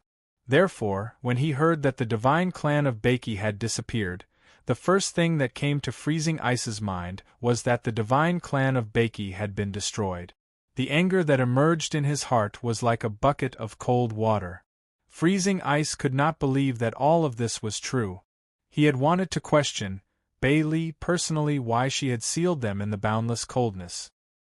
He also wanted to make the divine clan of Baki pay the price for their betrayal. However, at this moment, all of this no longer existed, so how could he carry it out? The blue light in Freezing Ice's eyes flickered, and his heart was full of confusion. He thought that he had found a target for the Ice Ghoul clan to fight again, but now it seemed like a joke. They did not belong to this era, and the heaven-defying alliance that remembered their glory might have already disappeared with the wind. Do you need any help? The fat boy in front of him continued to ask in a low voice. At this time, a group of players in the live chat channel were teaching him how to speak. In short, he should never start a fight, or the mansion of the dead would be blown up again. If he said the wrong thing, he would smash his head. The fat boy wanted to cry but had no tears. Freezing Ice was already very scary in his eyes, and now he was being threatened by the players in the live chat channel. The price of saying the wrong thing was to become a sinner. How could he bear it? The fat boy's answer made Freezing Ice very confused at this time. He did not know where he should go, and he did not even know where the Ice Ghoul clan's future was, because there was no home anymore. Who is in charge of Baki now? After a moment of silence, Freezing Ice could not help but ask. We. The fat boy who wanted to say I reflexively changed it to we after seeing Freezing Ice's sharp gaze. This was also a habit of the players. After all, every player said that they were the only heir of Baki, and they often joked that others were fake and that they were the legitimate heir. Hearing this, the blue light in Freezing Ice's eyes faded.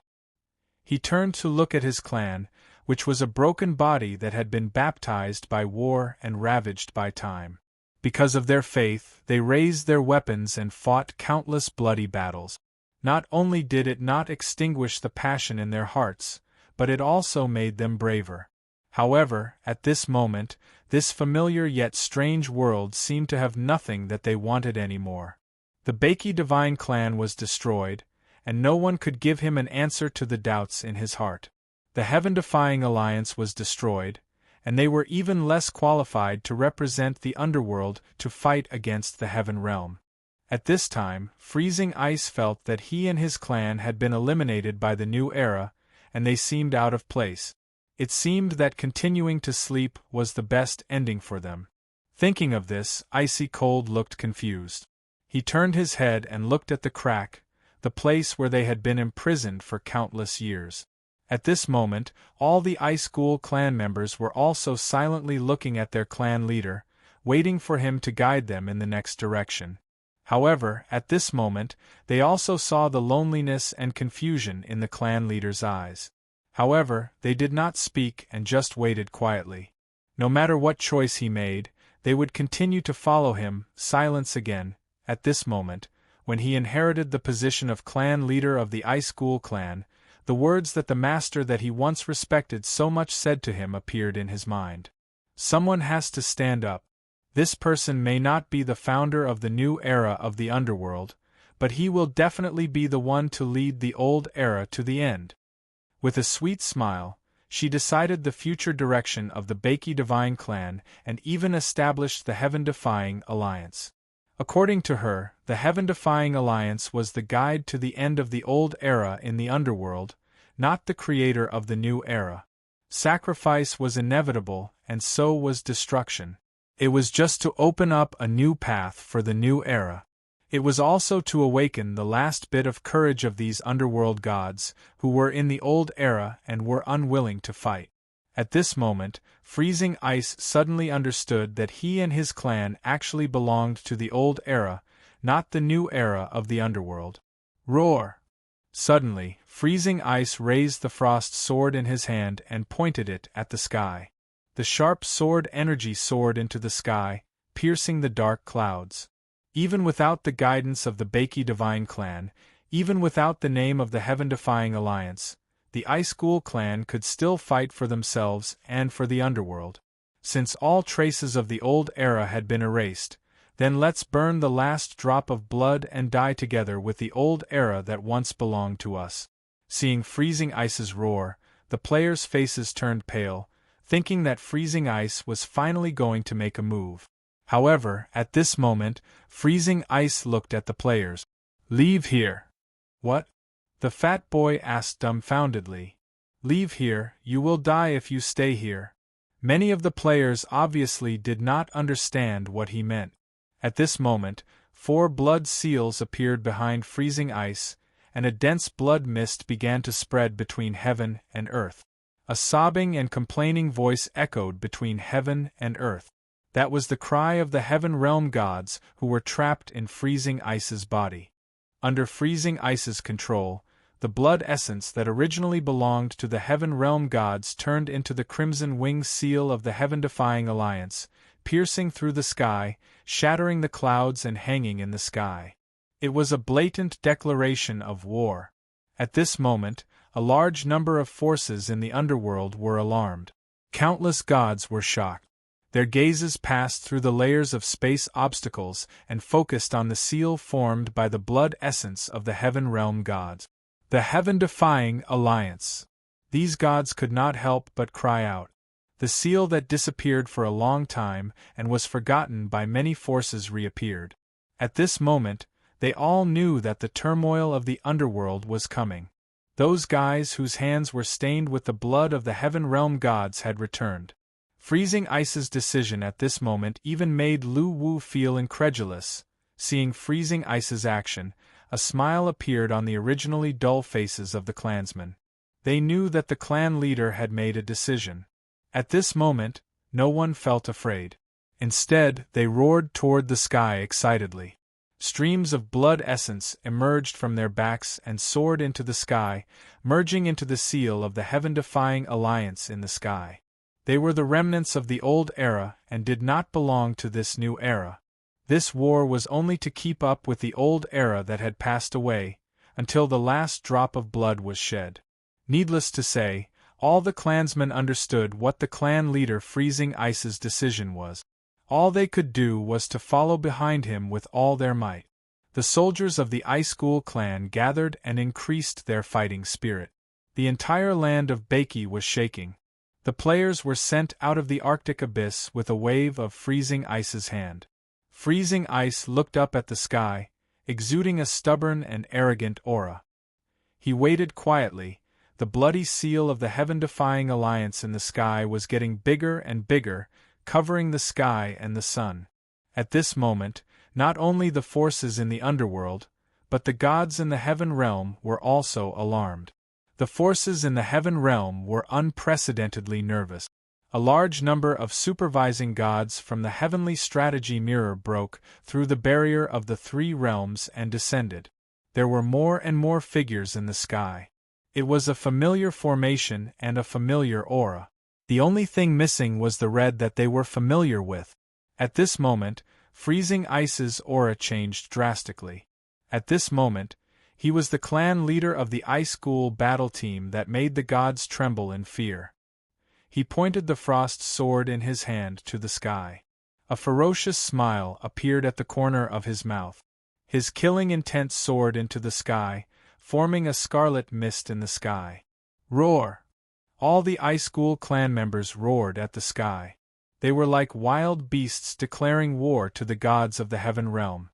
At this moment, Freezing Ice's figure flashed and pierced into the sky like a sharp sword. Boom! The soldiers of the Ice School clan struck the ground at the same time. The entire iceberg in the Arctic abyss collapsed under the power of the Ice School clan soldiers. Their figures followed closely behind Freezing Ice and shot into the sky. Ice School.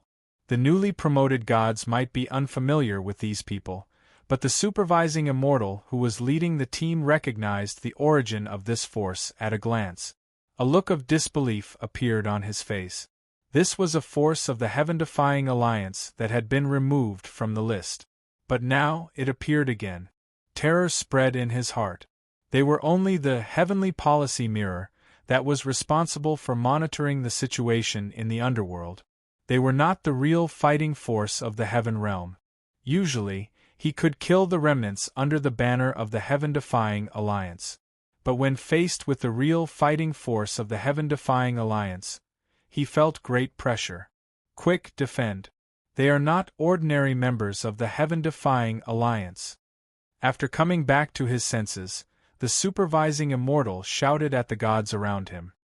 Hearing the immortal's roar, all the gods of the heaven realm hurriedly used themselves as energy nodes to set up a formation.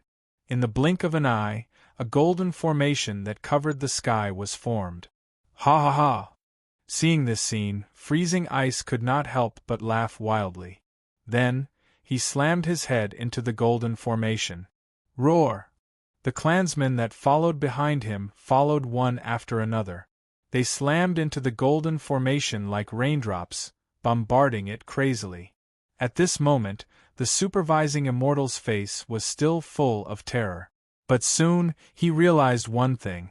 With the combat power of the Ice Ghost Troop, their defense formation should have been destroyed instantly. But after so long, they had not broken through the defense formation. Could it be that they had become weaker? Realizing this, the fear on the supervising immortal's face gradually faded. But soon, he did not think so. Chains emerged from the bodies of the Ice Ghost Troop and pierced the golden formation. Like spiritual snakes, they slithered in the formation and passed through the bodies of the gods on their side. Puff! Except for the supervising immortal who was above the formation, all the gods of the heaven realm present vomited blood at the same time. The formation collapsed instantly. Meanwhile, on the side of the Ice Ghost Troop, their aura was rising steadily as the black chains appeared. Their bodies were gradually covered by the ice-blue energy that emerged from their bodies. Their bodies were emitting a bright ice-blue light. She did not abandon us?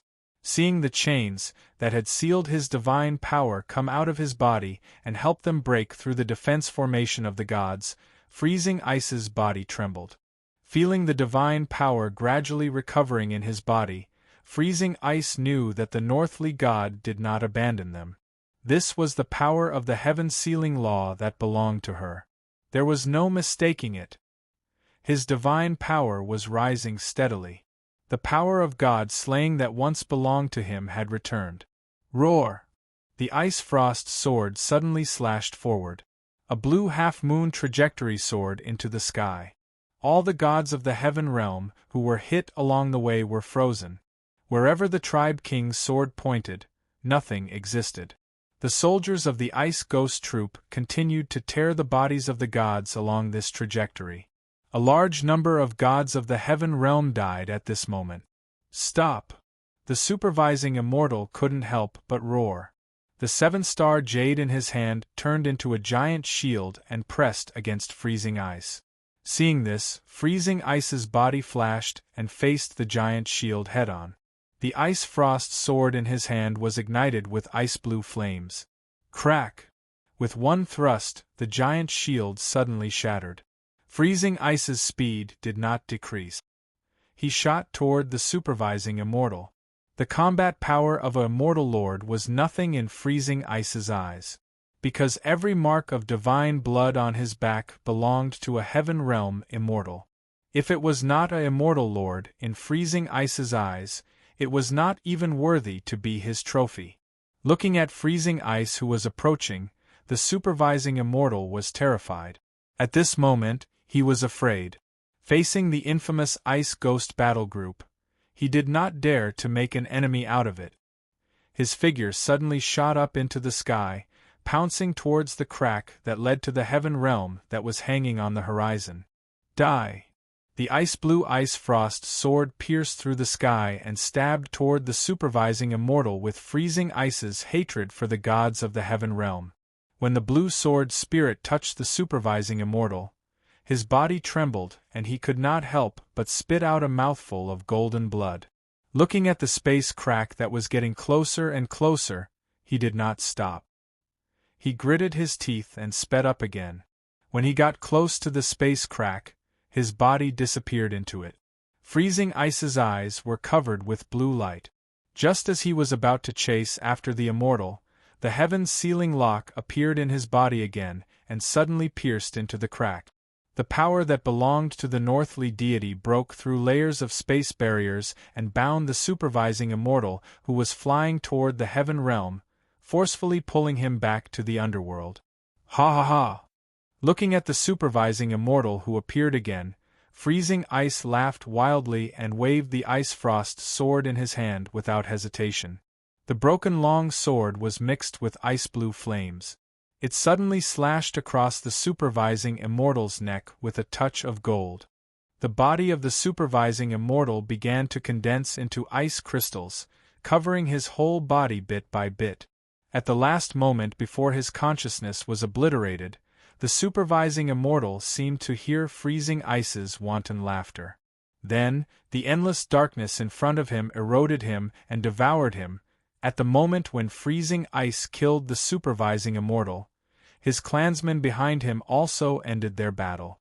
Their bodies were bathed in the blood of the gods.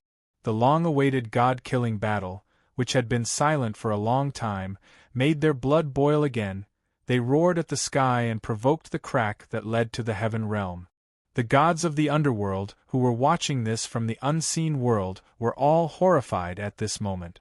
Hundreds of gods and one immortal lord had all fallen in a single exchange of blows. The Ice Ghost Troop, a powerful clan from the heaven-defying alliance that was almost forgotten, announced to all the gods of the underworld in such an arrogant way. They had woken up, and their original intention to kill the gods had never changed. Chapter 541. His withered body was bathed in the god's blood. The soldiers of the Ice Ghost clan raised their heads and looked at the crack in the sky. The madness in their eyes could not be suppressed, and their bodies were trembling. Ha ha ha! Frost's hysterical laughter came. At this moment, the broken armor on his body cracked, revealing a body that was riddled with scars. He reached out and grabbed forward, and the blood that belonged to the supervising immortal lord immediately began to flow towards him. As it shrank, the blood of the supervising immortal lord turned into a mark that imprinted itself on his back, turning into the fifth golden mark. Roar! The soldiers of the Ice Ghost race imitated the Chief Icy Cold's method and grabbed forward fiercely. The divine blood that was scattered in the world started to converge and imprinted on their back. After slaying a god, this was the spoils of war, the glory, and the medal of merit for every soldier of the heaven-defying alliance. Is that enough? Icy Cold grinned and looked at his clansmen. Kill! The soldiers of the Ice Ghost race roared in unison, and an enormous killing intent soared into the sky, causing the cracks in the space to shake violently as if they would be torn apart at any time. They looked up at the sky, anticipating the arrival of the gods. They longed to slay the gods. At this moment, the hearts of the gods in the underworld trembled. The heaven-defying alliance, which had disappeared for a long time, announced their arrival to the heaven realm and the underworld in such a violent manner. Even if they possessed the same combat strength, even if their hearts yearned for it, who would have the courage to carry this heaven-defying flag? But at this moment the Ice Ghoul tribe did it. The symbol of the pair of wings in the sky that had yet to disperse represented the heaven-defying alliance. Everyone once thought that the old era of the heaven-defying alliance was over. Even if they occasionally showed themselves, they would be hunted down by the forces of the heaven realm. Basically, they would fall before long. In this era, who else could be like the Ice Ghost Battle Group, who could carry the heaven-defying flag and fearlessly fight against the forces of the heaven realm? Countless underworld gods fell silent at this moment. They had yearned to fight against the forces of the heaven realm countless times, just like the Ice Ghost clan. But in the end, all of this was just a desire. They did not have the courage, nor were they prepared to sacrifice themselves for this. While waiting, the frost sword in Icy Cold's hand pointed at the space crack hanging in the sky. This time, let's change the method and enter the gate of heaven. His tone was light, but the words he said were shocking. Kill their way to the heaven realm. This was something that many powerful ancient gods didn't even dare to think about, but at that moment, Freezing Cold said it in such a casual and unrestrained manner. It was as if he was asking his clansmen how they felt about going hunting. None of the Ice Ghost race's soldiers made a sound, but the fanaticism in their eyes was the best answer. Heaven trampling. While speaking, Icy Cold's figure turned into a blue streamer and shot into the heaven realm passage that had not yet closed. There was no need for too many words. Following closely was the best form of support. There was no way back, and their corpses would be buried in another world. But for Freezing Ice and her clansmen, what was there to be afraid of? None of the warriors who joined the heaven-defying alliance expected to have a good ending. Just as she had said, the heaven-defying alliance was merely a guide to the end of the old era in the netherworld. Therefore, the glory of creating a new era had never belonged to them. Dying in battle on the road to a new era was their final destination. Since their former comrades had already passed away, the Ice Ghost clan was also unwilling to sleep underground and be the witness of a new era. Although the dusk of the old era was poignant and beautiful, that was their world. They belonged there. Their broken bodies were only there to shine the last light, to ignite the afterglow of the old era that belonged to the heaven-defying alliance, to illuminate the path ahead of the new era that was still in darkness. Roar! The soaring killing intent shook the heaven realm passage. All the warriors of the heaven-defying alliance and the Ice Ghost clan rushed toward the heaven realm without hesitation.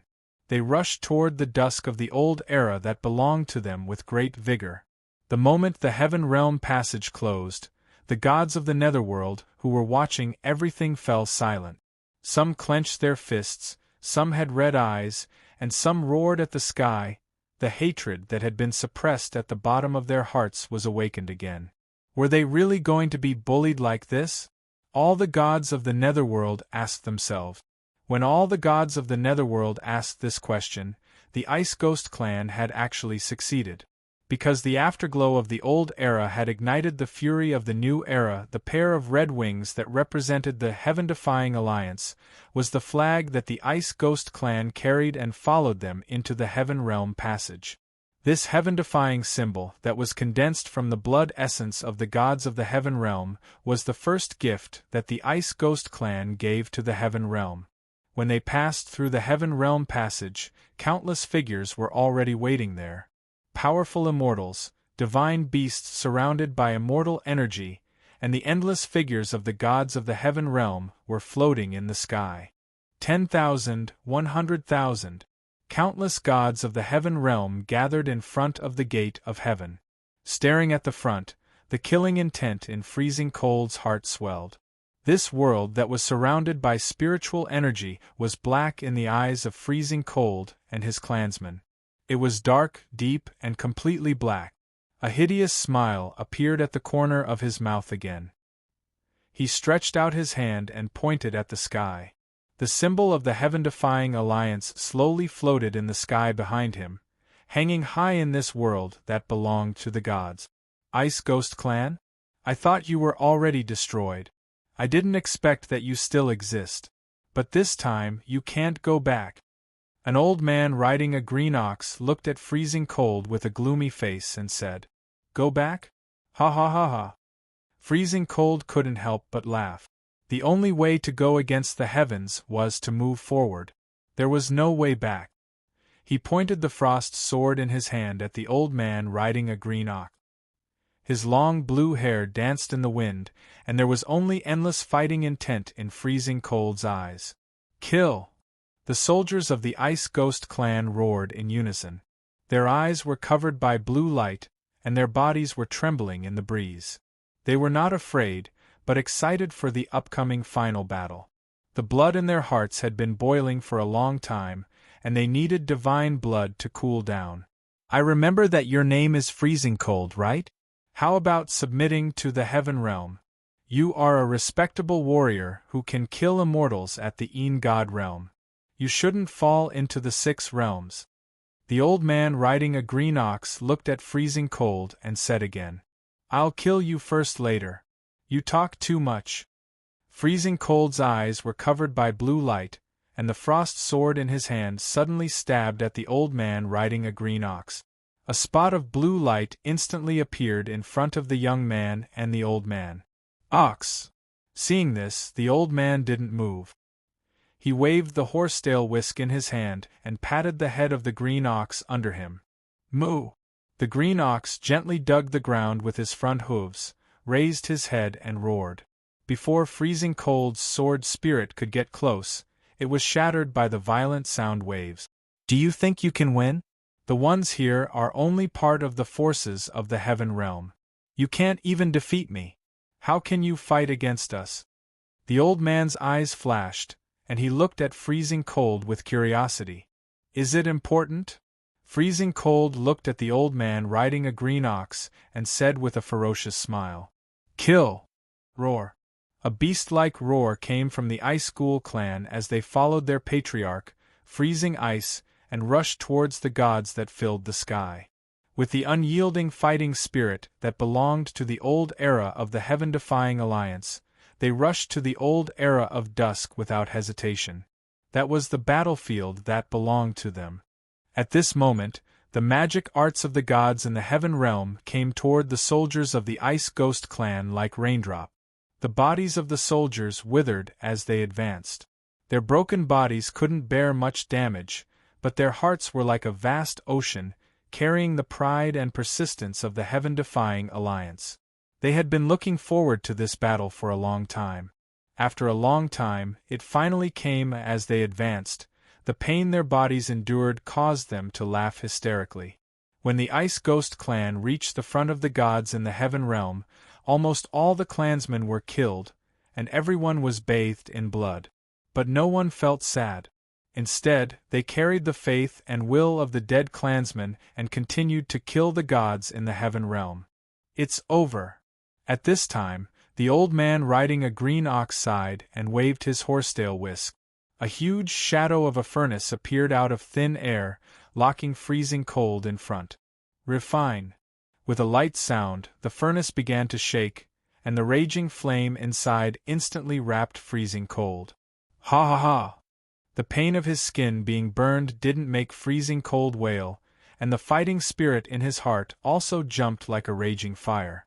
The frost sword slashed on the furnace fiercely, and the power of extreme cold instantly penetrated the furnace and spread out. In the surprised eyes of the old man riding a green ox, the flame inside the furnace was all frozen, and the whole furnace exploded at this time, turning into broken ice pieces flying everywhere. He was only in the God Realm, not even reaching the ancient God Realm, but freezing cold's combat power shocked the old man. At this moment, he thought of the former top 10 battle groups of the heaven-defying alliance, and freezing cold could become one of the battle group leaders at the God realm, which was enough to show how terrifying his talent was. Thinking of this, the old man's face became extremely gloomy. Freezing cold's talent was too high. If he let the tiger return to the mountain, he might become another Northly god. He waved his horsetail whisk again, trying to control freezing cold. At this moment, freezing cold turned his head and looked at him. The killing intent in his eyes seemed to overflow. His figure disappeared in a flash, and when he reappeared, he was already next to the old man riding a green ox. The extreme cold spiritual energy of heaven and earth gathered, forming an ice-blue vortex on the tip of the sword. Kill! Moo! The huge sound wave hit him head-on, but all freezing cold's faith was concentrated on the sword in his hand. He did not take a step back, nor did he even defend. Under the impact of the huge sound wave, fine wounds appeared on his body, and blood flowed.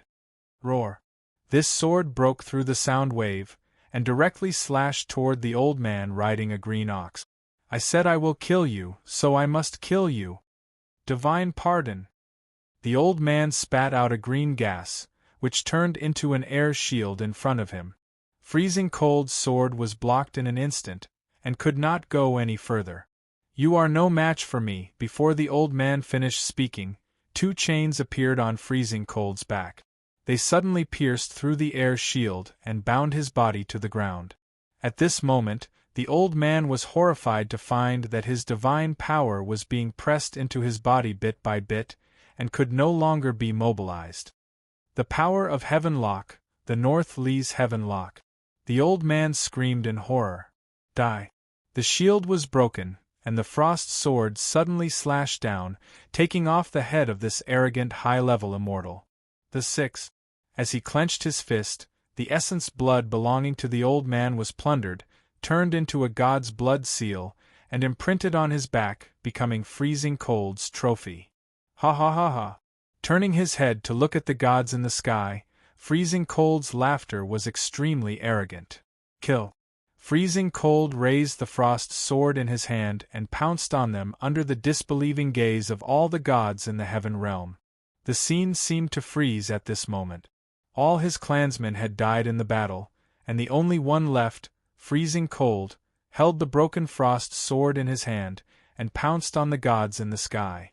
Like a moth flying into a flame, the shout of "Kill!" resounded between heaven and earth. This scene shocked all the gods in the sky. In this battle, the battle posture of the Ice Ghost Troop and freezing cold was engraved in the hearts of the gods in the heaven realm, and it could not be erased. The red sun hanging high in the heaven realm had already sunk to the horizon, and the light of dusk reflected the figure that soared into the sky. Just like the mission of the heaven-defying alliance had come to an end, accompanied by that figure, it bloomed with the last afterglow. At this moment the last regret was gone. Looking at the heaven lock that accompanied him, freezing cold knew that he was not abandoned by the Bakey celestial clan. Although he still did not understand why, was it important, the afterglow of dusk shone on his face, and a smile appeared on freezing cold's face. Although he wanted to see the rising sun tomorrow, freezing cold knew that it did not belong to him. This was his home when freezing cold's broken body fell from the sky. Countless gods in the underworld roared at the sky. At this time, the underworld was raining blood. It was as if they were respectfully bidding farewell to the warrior of the old era of the heaven-defying alliance and the new era. However, his unyielding will ignited something that had been sealed in the hearts of the gods in the underworld. The hatred in their hearts could not be contained, and the thought of defying the heavens that they did not dare to mention was awakened again. They were waiting for the moment when the time was right, to take over the blood-stained flag of the old era and create a new era that belonged to the underworld. Chapter 542. In the underworld, a rain of blood rained down. Countless hidden underworld gods were stirred up at this moment. The hatred buried deep in their hearts was awakened. In the Hell region, several demon gods broke through the restraints of the earth and came to the world. In the Central Sea region of the Yellow Spring, huge underwater stone statues rose into the sky, and a terrifying pressure swept across the entire sea. In the Chionyo region, the self-sealed Chionyo broke free from its restraints and broke through the seal barrier with a roar. At this moment, the underworld gods were furious. Countless figures rose into the sky and bathed in the rain of blood. Their crimson eyes stared at the heavenly realm, and their killing intent continued to grow. Old friends, it's time to begin. Let's begin the war of gods. Use your territories as your territory and attack each other. Keep getting stronger. Come, devour each other, and let the strongest carry the banner of defiance. At this moment, these ancient underworld gods were ready to set off a new era in the underworld. At this moment, a large brass bell appeared in the Central Sea region of this world. As it shook lightly, the sound of the bell spread throughout the entire underworld. An old voice appeared in the minds of these ancient gods. Wait, endure. They were very familiar with this voice. It belonged to one of the rulers of the underworld, Emperor of Dongyu. Roar. At this moment, all the underworld gods let out angry roars of unwillingness. 10,000 years had passed, and they still had to wait. Were they really going to wait until their blood ran cold? All the ancient gods resisted the sound of the bell in their minds and glared at the sky. Believe me, that moment will come. You are not the pioneers of a new era. Wait, keep waiting, it will come. The sound of the bell reverberated continuously, suppressing the hostility in these ancient gods' hearts. And these ancient gods could only roar to vent their anger. Heavenly realm. The symbol of the heaven-defying alliance, formed by the blood of a heavenly god, was slowly fading away. It seemed to represent the end of the old era belonging to the heaven-defying alliance. Icy Cold's broken body fell straight to the ground from the sky, but the 6 golden marks on his back seemed to be mocking the gods. Was it over? All the heavenly realm gods asked themselves. They had once thought that the era that belonged to the heaven-defying alliance had long since ended, that the underworld realm no longer had the power to resist, and that it would forever be suppressed by the heaven realm. However, the appearance of Icy Cold and the Ice Ghost clan was like a slap on the face of these conceited heaven realm deities. Even though the battle had ended and the enemies had been eliminated, not a single celestial realm deity had left. They were in a trance as they looked at Freezing Cold's lifeless body. Those ancient heaven gods who had lived through the era of the heaven-defying alliance saw the shadow of a person in Icy Cold. That nightmare was the one who had personally carried the banner of defying the heavens, and led many gods of the underworld to declare war on them. Her name was Bailey, and it seemed to be her destiny. She had mastered the incomparably powerful heaven-sealing law, bringing death and fear to many deities in the heaven realm. Although the era that belonged to her had already passed, her existence was engraved in the hearts of every heavenly god of that era. The suppression of the heaven-defying alliance was also due to fear. At this moment, the souls of Icy Cold and his clansmen were captured by the invisible 6 paths of reincarnation and entered the reincarnation passage. However, no god would allow them to leave. They were afraid that another enemy like Bailey would be born in the future. Countless invisible giant hands grabbed downward at this moment, pointing directly at the invisible souls of Icy Cold and the Ice Ghost clan. Just as the old man Azure Ox had said, they would never be able to go back. Even entering the 6 paths of reincarnation was absolutely impossible. Even reincarnation was not allowed by the deities in the heaven realm. The only result was complete destruction. In fact, the moment they stepped into the heaven realm passage, Icy Cold and his clansmen had already known this result. Their bodies would be buried in the heaven realm, and their souls would be destroyed. However, just as these invisible giant hands were about to grab the souls of Icy Cold and the Ice Ghost clan, the suction in the 6 paths of reincarnation suddenly increased, and a full moon appeared in front of the heavenly gate. The souls of Icy Cold and the Ice Ghost clan were instantly sucked into this full moon. At this moment, the deities in the heaven realm were shocked. They immediately activated their divine power, and the invisible giant hands immediately grabbed the full moon, trying to grab the souls of Icy Cold and the Ice Ghost clan out of the 6 paths of reincarnation passage. However, at this moment, the full moon dispersed with the wind, and these deities from the heaven realm grabbed nothing. At this moment, in the artifact space, Lu Wu's face was extremely solemn. The soul coins were burning violently, and nearly 1,000,000 soul coins were turned into soul power to support the 6 paths of reincarnation passage every second. At the same time, the souls of Icy Cold and the Ice Ghost clan were quickly approaching the artifact. It's going to succeed, it's going to succeed. Seeing that these souls were about to enter the artifact space, a smile appeared on Lu Wu's sweaty face. However, at this moment, just as these souls were about to enter the artifact space, a golden figure appeared in the 6 paths of reincarnation passage. This was a golden statue, surrounded by 10 prayer beads, with 2 horns on its head. It was sitting cross-legged, and under its body was a cloud formed by colorful mist. Under the erosion of the terrifying 6 paths of reincarnation, it stood quietly, as if it was originally a part of the 6 paths of reincarnation, perfectly integrated with the surroundings. At this moment, it slowly opened its eyes, and one of the prayer beads circling around its body trembled slightly.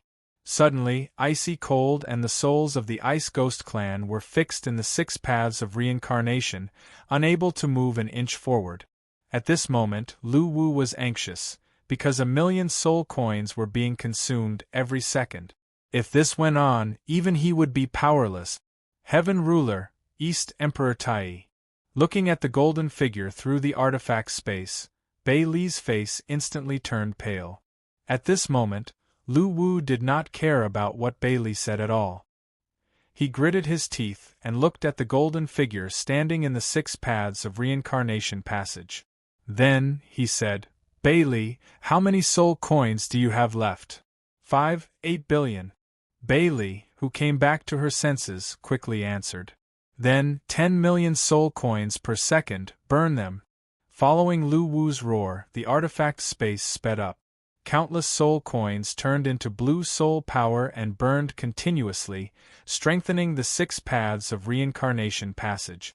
The suction force increased by 10 times, but East Emperor Tai still stood there quietly, without any change in his expression. His consciousness penetrated the 6 paths of reincarnation, constantly searching for the source of this power.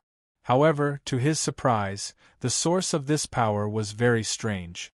East, south, west, north, up, down, it seemed like this power was everywhere, but it also seemed to change its position in an instant, making it impossible to find out where the source was. Come on. Lu Wu's eyes were red, and his body, which was controlling the artifact, kept trembling. Sweat was dripping down his forehead.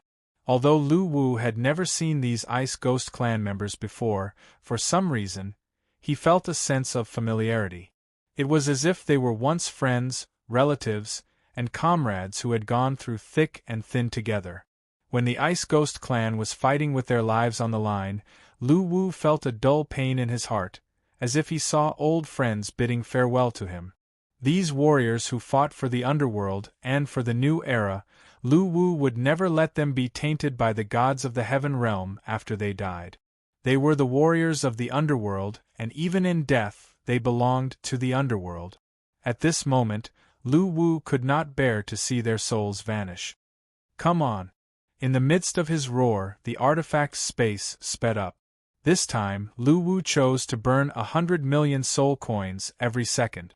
A huge amount of soul power was injected into the 6 paths of reincarnation from the artifact space, enveloping the souls of Freezing Ice and the Ice Ghost clan members, pulling them into the artifact space bit by bit.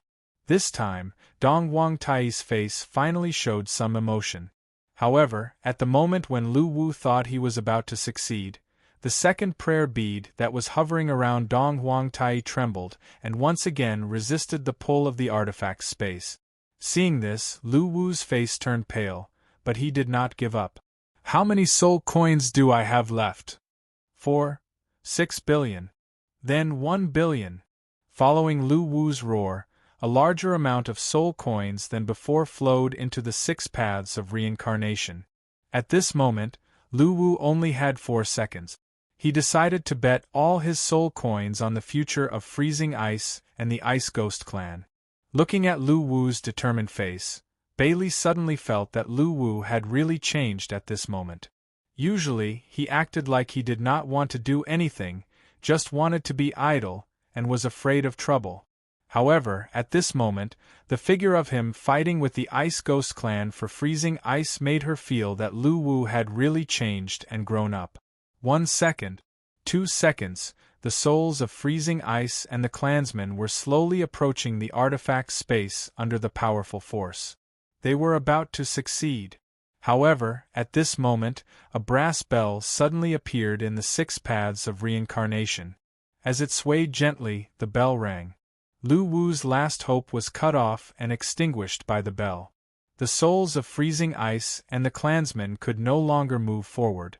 They were fixed in the 6 paths of reincarnation by the power of Dong Huang Tai.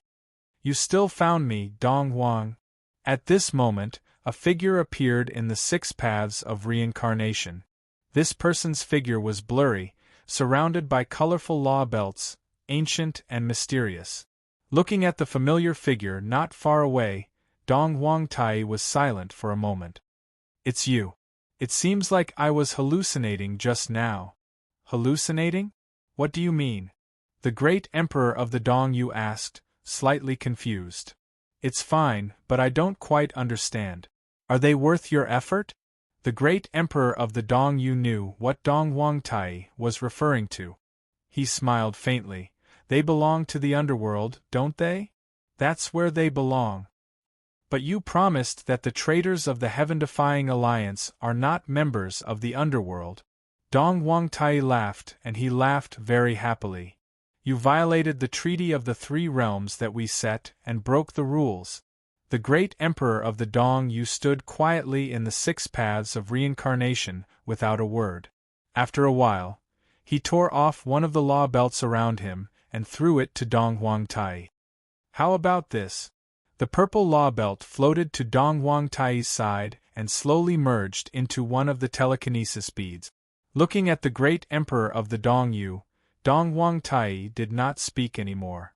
His figure slowly disappeared in the 6 paths of reincarnation. The souls of Freezing Ice and his clansmen also shattered with the disappearance of Dong Huang Tai. At this moment, only the great emperor of the Dong Yu, Lu Wu, and Bailey were left in the 6 paths of reincarnation. Lu Wu's heart skipped a beat when he saw the souls of Freezing Ice and his clansmen shatter.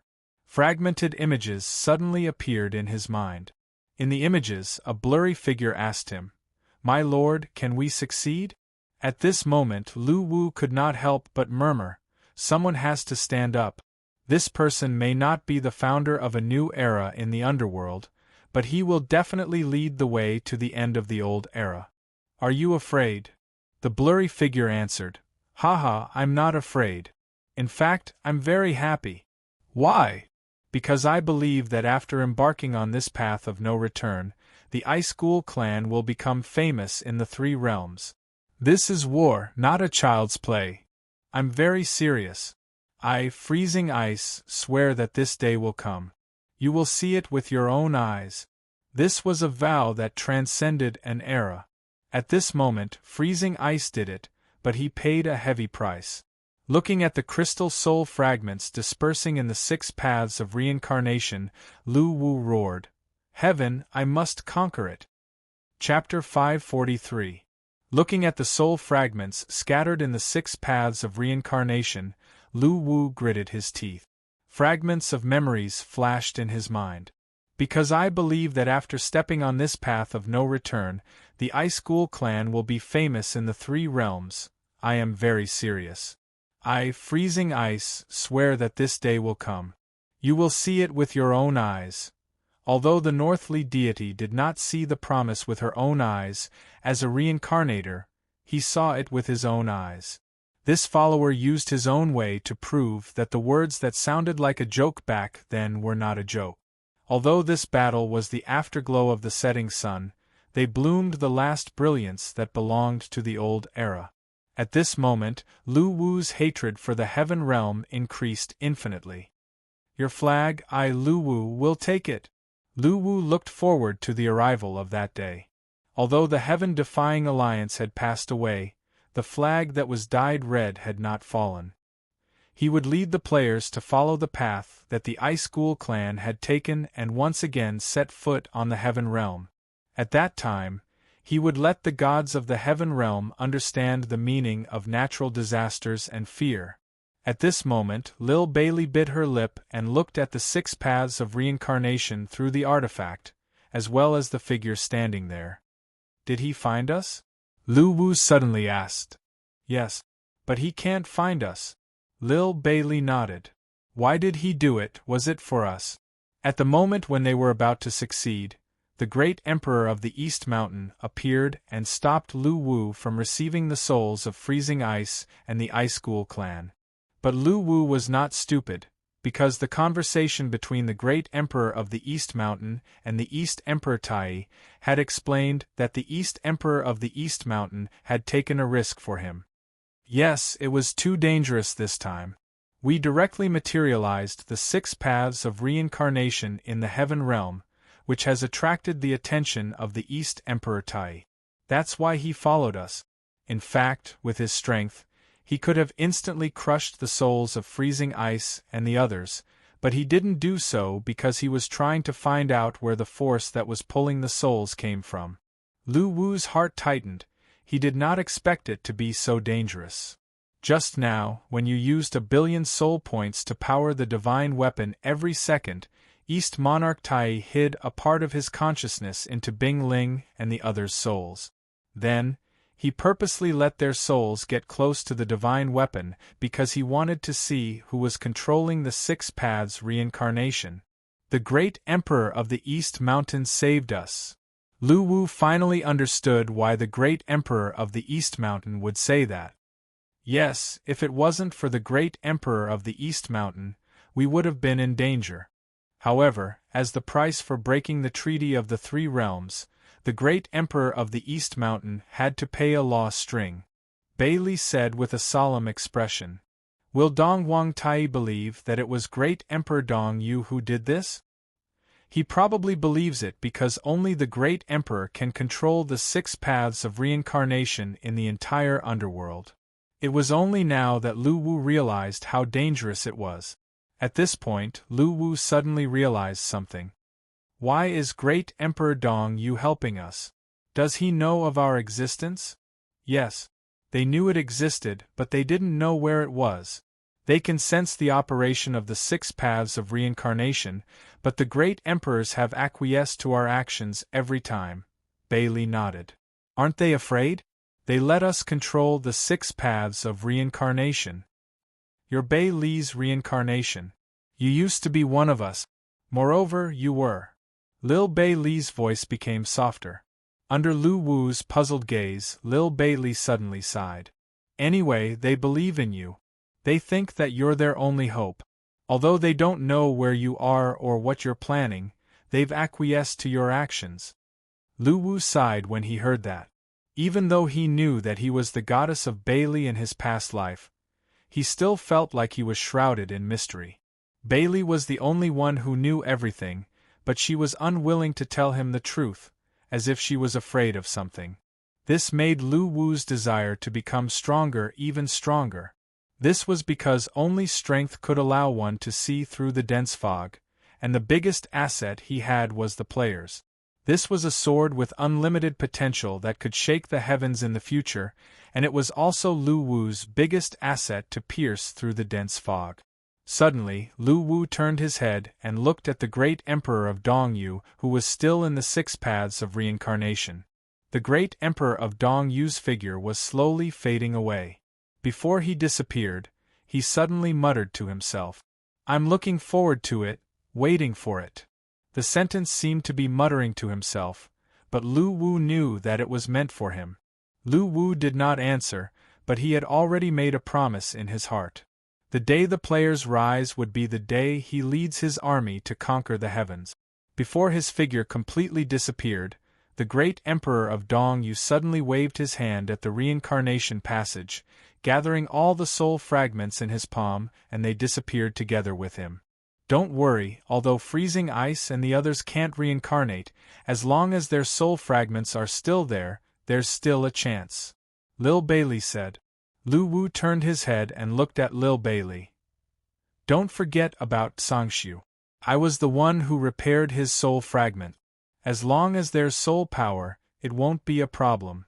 When you're strong enough, you can just ask the great Emperor of Dongyu for the soul fragments, Lil Bailey suddenly said with her hands on her waist. Lu Wu was stunned when he heard her. He then smiled and rubbed Lil Bailey's head. That's amazing! Of course. So, are you happy now, Big Cat? I'm fine, but you can try to comfort me. How old are you? What a shame. What did you say about me, you old witch? Take this, Big Cat, and die. On the second day after freezing ice led his people to conquer the heavenly gate, the turmoil in the underworld gradually returned. Although the players did not understand what happened that day, they could vaguely sense that there was a huge upheaval in the game world. After that, the players were surprised when the game was updated. The new function, Ghost General Trials, was introduced.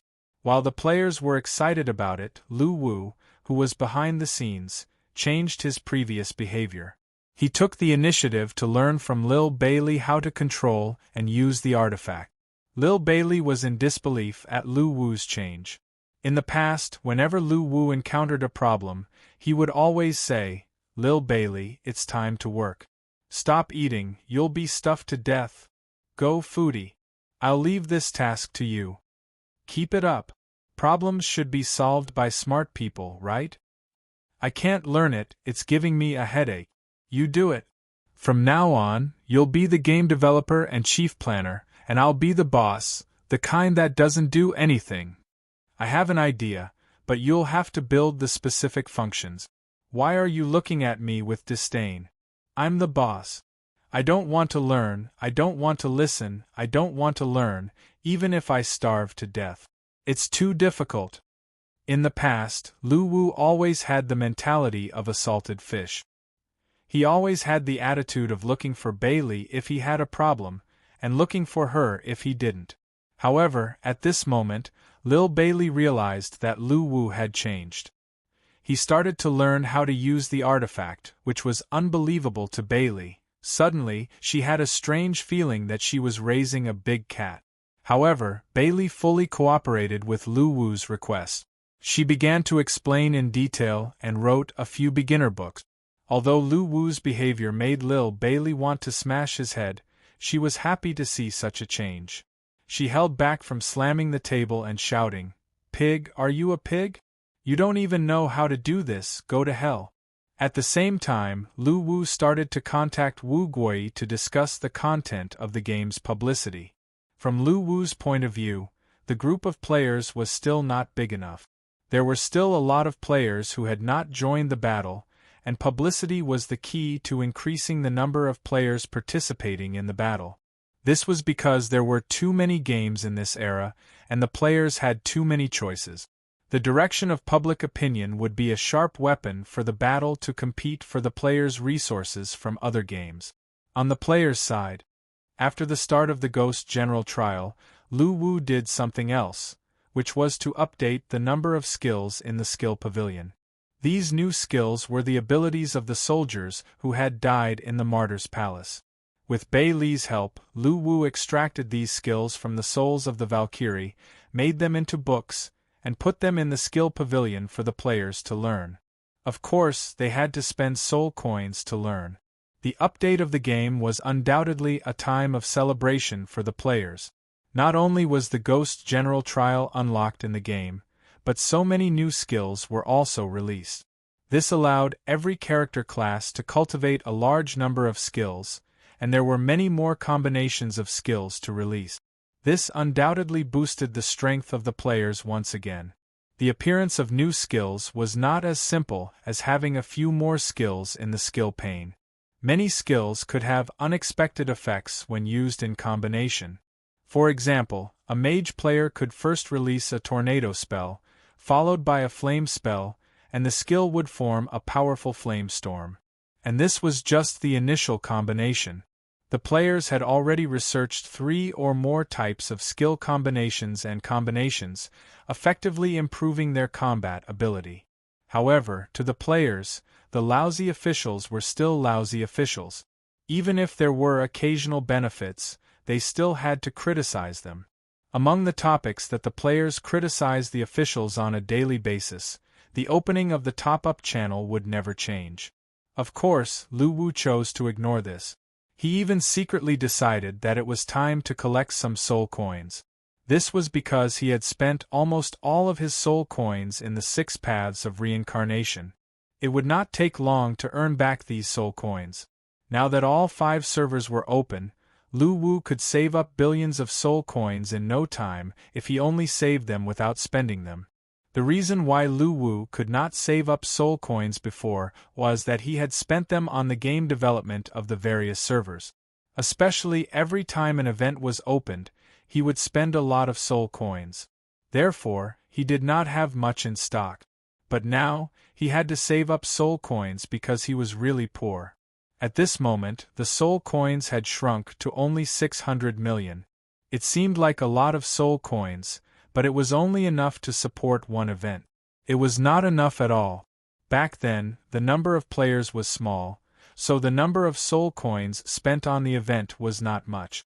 However, as the number of players skyrocketed, although the income of soul coins also increased in proportion, the expenditure for each event also increased significantly. Lu Wu would use these soul coins for himself, but in the end, he would still use them on the players. However, to Lu Wu, the feeling of not having any soul coins was really terrible. Therefore, Lu Wu extended his evil claws to the players who were still immersed in the happiness of the update. Lu Wu had already blown the horn of pay-to-win. How could he stop? Chapter 544. In the Kaokei Esports Club in Chi Dragon. It was late at night, but there was still a light on in the esports club. Under the light, a man stared at the computer screen attentively. His left hand kept typing on the keyboard, and his right hand moved the mouse. The game he was playing wasn't a popular game in reality, but it was definitely a classic game. Even though virtual reality games were rampant, there were still players who stuck to this game. Donglu was one of them. It was like there were still people who played Mario for 10 years in an era when there were so many games. They repeated the game over and over again, breaking their own record. Others might seem bored, but they enjoyed it. Sometimes, persistence in a game was a kind of faith. Their happiness wasn't something that others would care about. Time passed bit by bit. Donglu controlled his game character and fought with his teammates against the enemy camp. Sweat dripped from his forehead, but he didn't wipe it away. His eyes were still focused on the computer screen. Actors. They're all F***king actors. My trash teammates are playing me. When the computer screen turned gray, Donglu suddenly stood up, picked up the keyboard, and smashed it hard on the computer screen. As a member of the esports industry, even though he was already 31 years old, his temper hadn't changed. The current esports industry wasn't as pure as it used to be hundreds of years ago. There were too many internal interests involved. The first batch of esports players had very low salaries. They became professional players because of their faith, but the joy of victory was very pure. But after the capital entered the industry, many things would change. On one hand, the benefits brought by capital were that the treatment of professional players became better. They could pursue their faith without being hindered by material things. But the nature of capital was to make money. They made the esports industry no longer pure, and the dark side of fixing matches also emerged. Interests affected people's hearts. Even the boss of the team could make the players give up victory for the sake of profits. There was a systematic chain of interests behind fixing matches. The players were like puppets. No matter how good their skills were, They would be abandoned if they didn't compromise when their superiors ordered them to. Although the life of the professional players had become better, some players found it hard to accept. Because they entered this industry for their faith. When they won, they would be happy even if they were eating instant noodles. And Donglu was one of them. He had given up a lot for esports and had chosen to step into this industry. Relying on his excellent technique, he stood out from the crowd and received an invitation from a club to become a professional player. However, what happened next was not as simple as he thought. The truth was completely different. There was an extremely important Heaven's Road World Finals, and he was actually told by his superiors that he had to intentionally throw the match, and that he had to lose this match. The reason was that the boss had bet a lot of money on his team to lose. If the team didn't lose, the boss would suffer a huge loss. What a laughable reason. That was why Donglu didn't go easy on his teammates in that competition. However, his teammates all compromised. Because Team Esports wasn't a single-player game, they still lost in the end. After that, Donglu didn't even need to mention it. He was fired by the club. At that time, Donglu thought that with his amazing skills, there would be another place for him. He decisively picked up his bag and left. However, after changing clubs one after another, Donglu discovered that the reality was just so cruel. He had yet to find an esports club that worked solely for the sake of winning. Perhaps this was a coincidence, but Donglu was completely disappointed with this trip. Having been in this industry for almost 10 years, Donglu had seen too much darkness. There were the bosses of various teams who bought the loss, and both sides crazily sacrificed their players to those who didn't want to win. There were also situations where players who were unwilling to cooperate were replaced midway, and so on. Noobs in esports games weren't the original sin, because more than 80% of players were noobs. They were the backbone of the gaming industry. It was their dedication that allowed those players who were called gods to have the pleasure of oppressing noobs. It was also the existence of noobs that allowed them to stand out and be called god. However, fixing the match was a stain on fair competition. This was something that Donglu couldn't tolerate. Along the way, his mentality had changed. The only thing that hadn't changed was Donglu's violent temper. For this reason, he had beaten up his teammates and the players of the opposing team. However, every time he made a move, he would regret it. Because of this, he had changed clubs one after another. It had to be said that the moment he beat someone up, he always felt very good. Today, he was fired again. Because this time, he was even more excessive. After fixing the match, he even beat up the coach and the players. If it weren't for everyone stopping him, he would have rushed to the boss's office and beat up the boss as well. F***ck esports, F***ck your dreams, I will smash your heads. With this mentality, he ended his professional career and was even banned by the organizers of Heaven Road. His gaming career was completely over. At the same time that he felt happy, Donglu also felt incomparably disappointed. For this reason, he had worked hard for 10 years. He had given his entire youth to Heaven Road, but he ended up like a stray dog. Looking at the computer screen, Donglu seemed to be in a daze. The broken screen was full of cracks, just like his heart. Taking a deep breath, Donglu picked up the suitcase under his feet and walked toward the door. Originally, he was going to leave tomorrow, but he decided to leave now. At this time, he felt that the air in the club was dirty and disgusting. Also, he just smashed the computer, so he had to pay for it. It was better to leave now. The club was located in the center of the city, and it was brightly lit at night. Walking on the road, Donglu couldn't help but feel empty. The dream that he had persisted in for 10 years was completely gone. Because of the ban, he would never be able to set foot on the stage of victory again. Thinking of this, Donglu turned around and raised his middle finger in the direction of the club. I'm so F***king angry, I really want to beat those bastards to death. Some people were quiet when they were angry, while some people were especially violent when they were angry. Donglu was the extreme of violent, and he wanted to beat someone up. Of course, he would never beat someone up for no reason. After all, he was someone who had gone through 16 years of compulsory education. Walking forward aimlessly, Donglu didn't even know where to go. If he went home, it would be too embarrassing. His parents didn't support him to embark on this career, and because of his persistence, he fell out with his family. He wanted to go back after achieving some results and proudly tell his parents how famous his son was, how many fans he had, and so on. But now, he was just a stray dog who had been expelled. Donglu Ning felt that it was too embarrassing to go back at this time, so he naturally didn't want to. Sighing, Donglu felt that he should find a job first.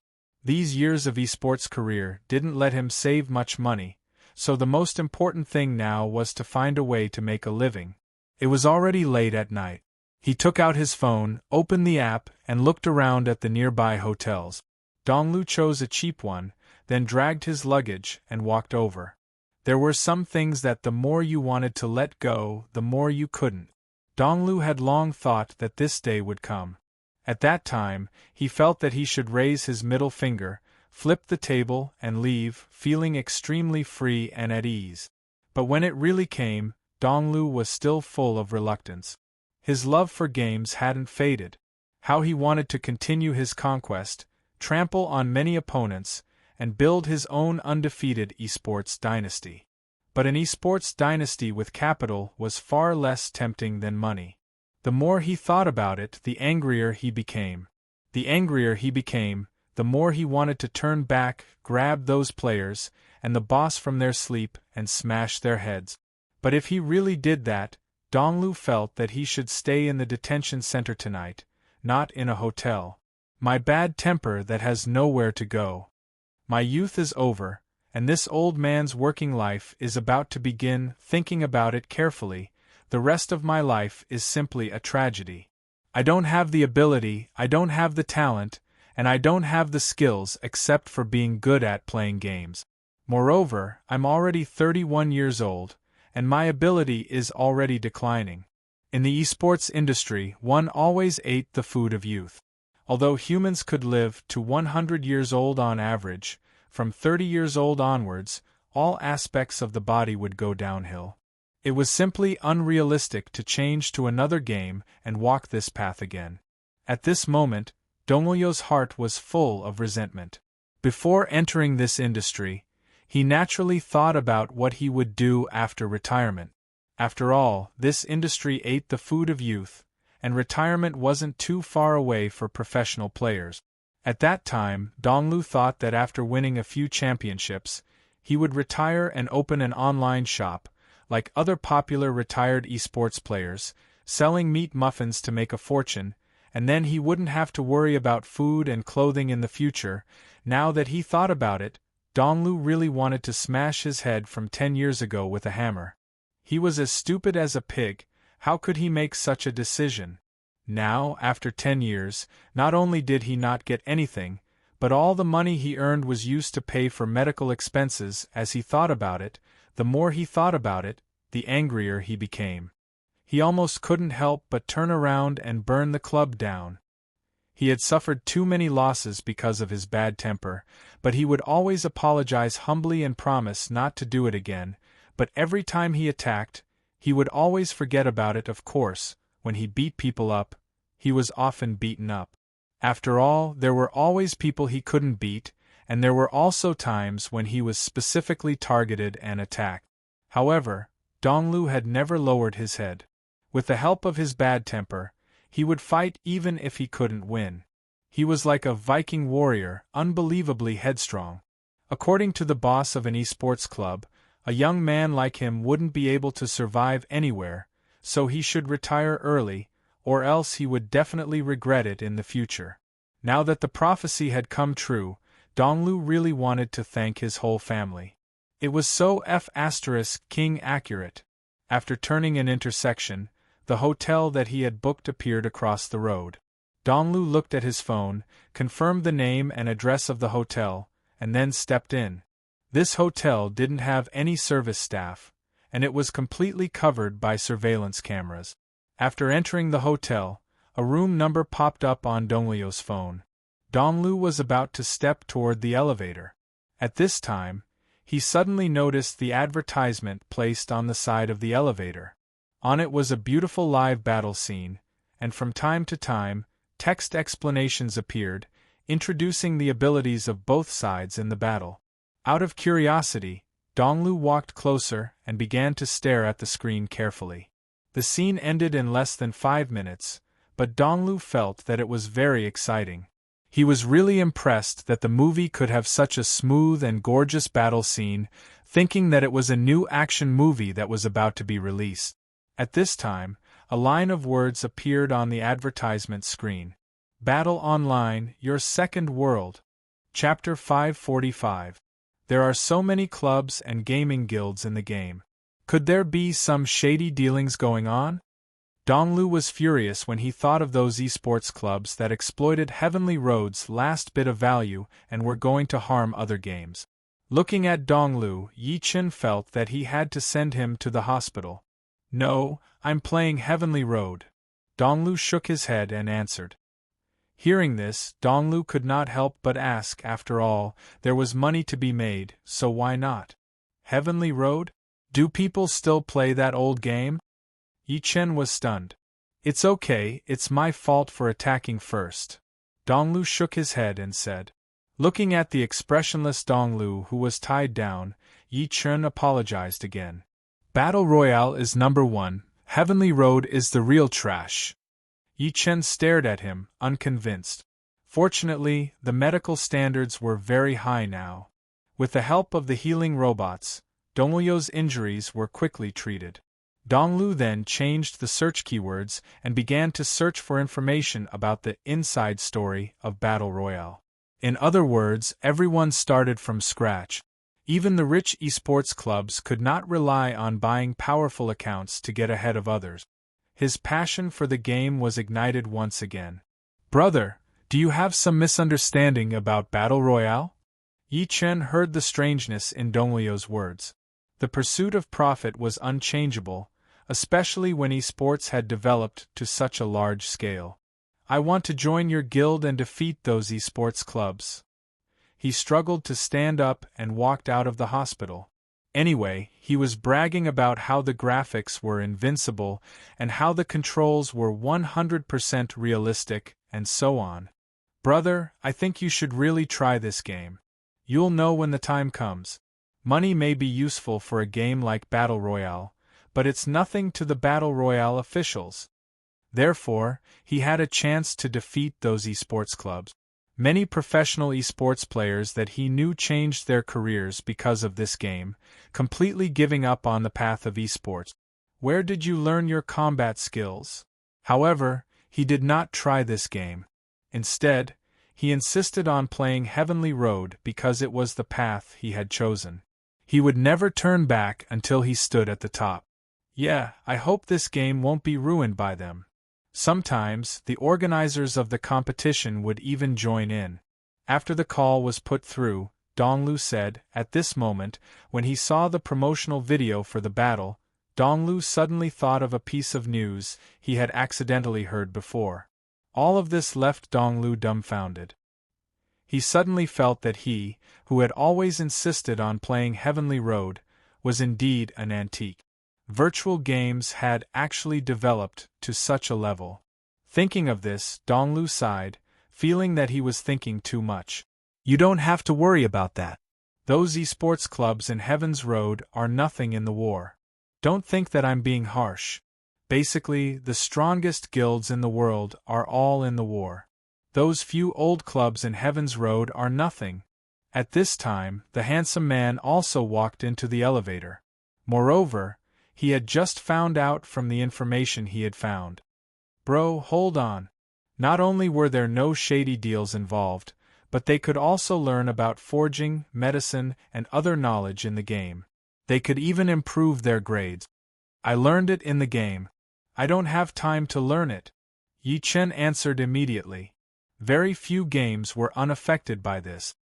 After 2 years in the war, many combat moves have become a conditioned reflex. I'm really sorry, bro. Let me help you up. Yi Chen looked regretful.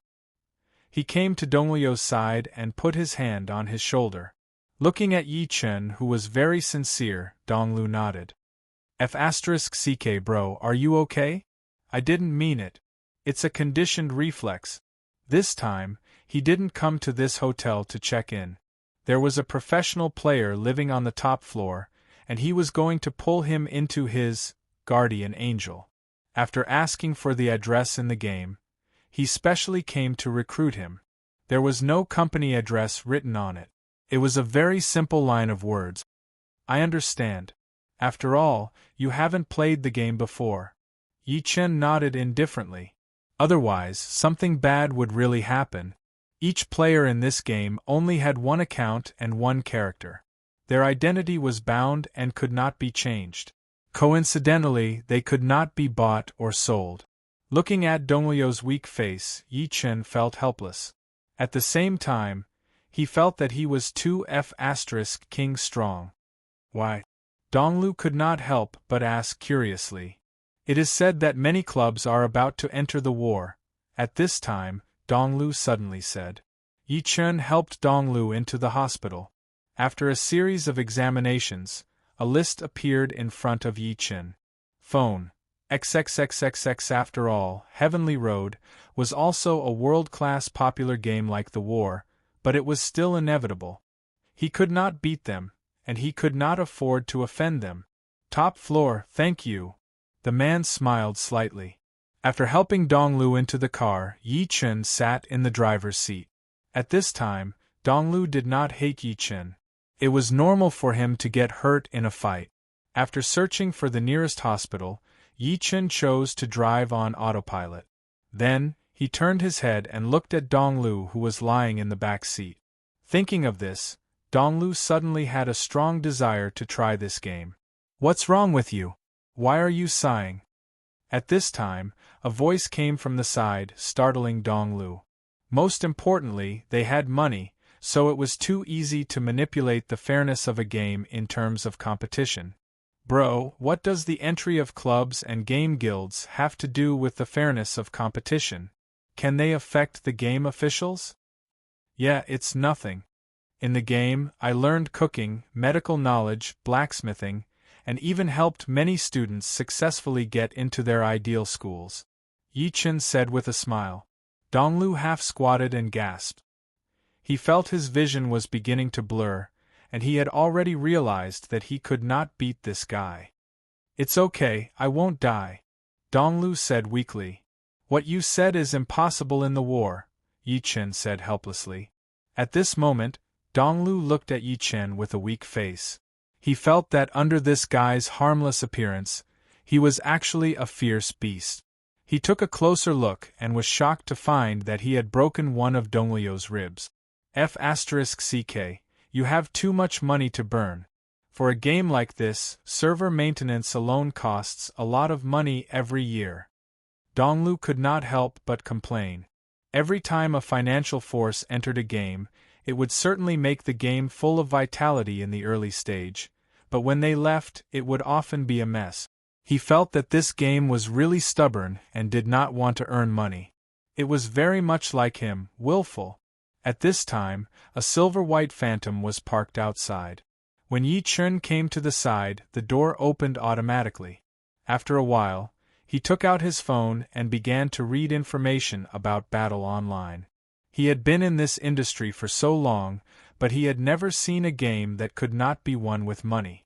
He did not expect this to happen.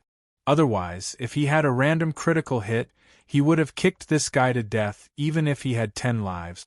Because the strength of the body was related to the level, it could be improved by killing monsters in the game. Thinking of this, he took out Yi Chen's business card from his pocket, took out his phone, and dialed a number. After a while, they arrived at the hospital. That's enough. I have an appointment with someone. I'll pay for your medical expenses. This is my number. You can contact me anytime if you need anything. If you want to play Battle Online, you can also find me in the game. I can help you punish those shady clubs, Yi Chen said as he handed over his business card. Brother, hang in there. I'll send you to the hospital, Yi Chen said apologetically. Seeing that Donglu did not answer, Yi Chen did not speak anymore. He turned his head to look at him from time to time as if to observe if he would suddenly die. Why do you care? What rubbish battle online?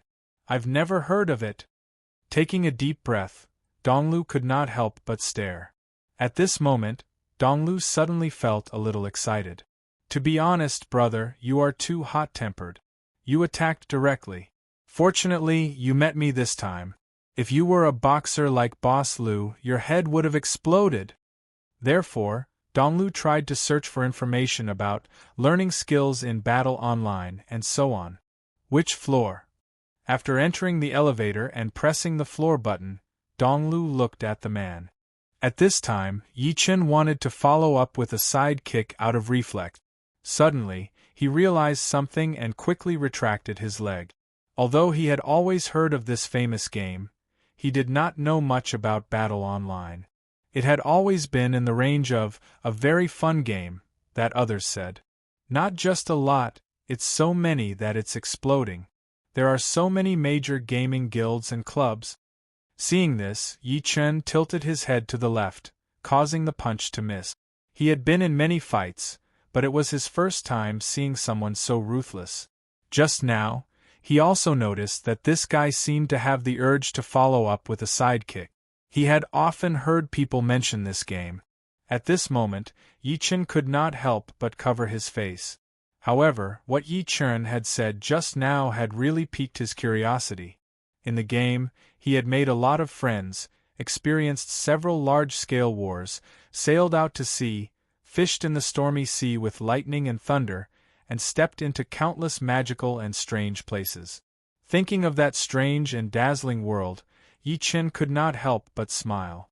Looking at Donglio's serious face, Yi Chen could not help but laugh. At the same time, he was glad that this was not in the game. At this moment, Donglu suddenly felt that this game would probably go down the road of Heavenly Road. And their goal was battle online. Hiss, you've practiced martial arts before. Donglu did not even stand firmly before he slid to the ground weakly against the wall. Now, he was a little surprised by Yi Chen's explosive combat power. Because of the huge profits, there would inevitably be open and hidden bets in every game. This was a huge piece of juicy meat. Learned it in the game? You mean battle online? Donglu was stunned. No reason, I think it's because I'm stubborn. After thinking about it, Yi Chen gave the standard answer of the forum players. Because the life of this classic old game, Heavenly Road, was coming to an end. There was not much profit to be gained even if they persisted, so they had to change to a more popular game. Looking at Yi Chen, Donglu sighed, and then told him about his 10 years of pursuit of esports dreams, but in the end it was all for naught. Those Heavenly Road esports clubs that were full of shady secrets could be said to have wasted his entire 10 years of youth. Now that these clubs were about to enter battle online, they must be trying to reap benefits from it.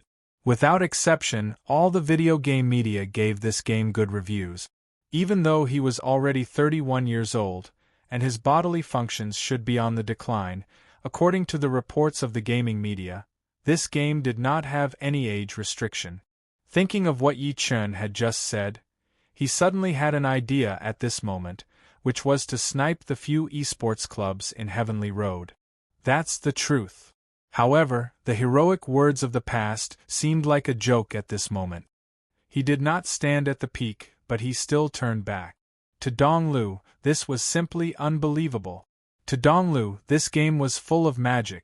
It was unbelievable that it could attract so many esports players who made a living from this game. Battle online my *SS. Donglu directly pounced on Yi Chen. Brother, don't fight. I'm a battle online player. Haven't you heard that you can't fight battle online players? Yi Chen said with a vigilant look. Although he had always heard that battle online was fun, Yi Chen's description sounded very ridiculous to him. It was not voluntary, but he was kicked back by reality. This knee to the head almost made him doubt his life. After waiting for the elevator to go down, Yi Chen quickly helped Dong Lu out of the hotel. "I won't King die," Dong Lu said feebly. "Brother, it's my fault too. I shouldn't have ridiculed your favorite game. It's mainly because I always joke with my friends. I think that games other than Battle Online are all rubbish, so I said it subconsciously." Thinking back, he fell into the pit of Battle Online just to help his sister vent her anger. "Are you kidding me?" Donglu looked incredulous. He turned his head and saw an extremely handsome man looking at him with a surprised expression. Seeing the words Battle Online on the advertisement screen, Donglu could not help but be stunned. Battle Online, Protect XX Guild. Yi Chun. For ordinary players, it might not be felt, but for professional players, the impact was very obvious. It was simply a killing move. It was 2F** King Cruel. A single spark can start a prairie fire, and benefits can move people's hearts. Sometimes it's just an opportunity. After playing Battle Online for 2 years, the battle in the game had always been about maximizing damage. Attacking had become a conditioned reflex, but he did not expect it to affect him in reality. It was 2F** King Cruel. At this time, the elevator door opened. Yi Chen saw it and pressed the close button. At the same time, he cancelled the button to the top floor and pressed the button to go downstairs. When he first heard the news, Donglu was very emotional. He felt that he had to work harder because there was not much time left for him to fight for the championship. With a simple search, news about the game Battle League appeared densely and densely. It had been 2 years now, but he was still addicted to it. "It's okay." Donglu shook his head and turned to walk to the elevator. Battle Online, using love to generate electricity. Then, he threw him over his shoulder. "Go to hell for calling Battle Online a piece of sh*t. This sentence was crossed out. Donglu could not help but cough when he heard it. However, all the information he found proved that Battle Online's official character was reliable without any exception. "By the way, do you play Battle Online too?" the man suddenly asked. He helped Donglu up. "Is the competition in this game fair? Don't the game manufacturers make money?" Donglu could not help but ask again. At this moment, Donglu's temper could not stop surging. He could not help but want to turn around and smash this person's head. At that moment, Yi Chen raised his knee out of reflex. He kneed Donglu's chest and pushed him back hard. Another large amount of information appeared. For example, a certain player learned sailing skills, a certain player learned to measure the weight of medicinal herbs by hand without the use of tools, and so on. At this moment, Donglu did not want to spoil him anymore. He raised his fist and punched him. For some reason, he felt that this guy was showing off in his word. "Can't I?" Donglu was stunned. "By the way, did something happen to you? Why do I feel like you have a prejudice against Battle Online?" Yi Chen could not help but ask. Looking at Yi Chen, who was leaving, Donglu fell into deep thought. Although it was night, modern hospitals were open 24 hours, so there was no need to worry about doctors on duty. So, the esports club in Heaven Road is coming to Battle Online to make trouble? Yi Chen suddenly felt sympathetic after learning about Donglu's experience. Donglu suddenly felt much better after he vented out all the depression he had been suppressing at the bottom of his heart. This was what he heard when the coach was chatting with his team members. It was said that several esports clubs in Heaven Road were going to enter Battle Online.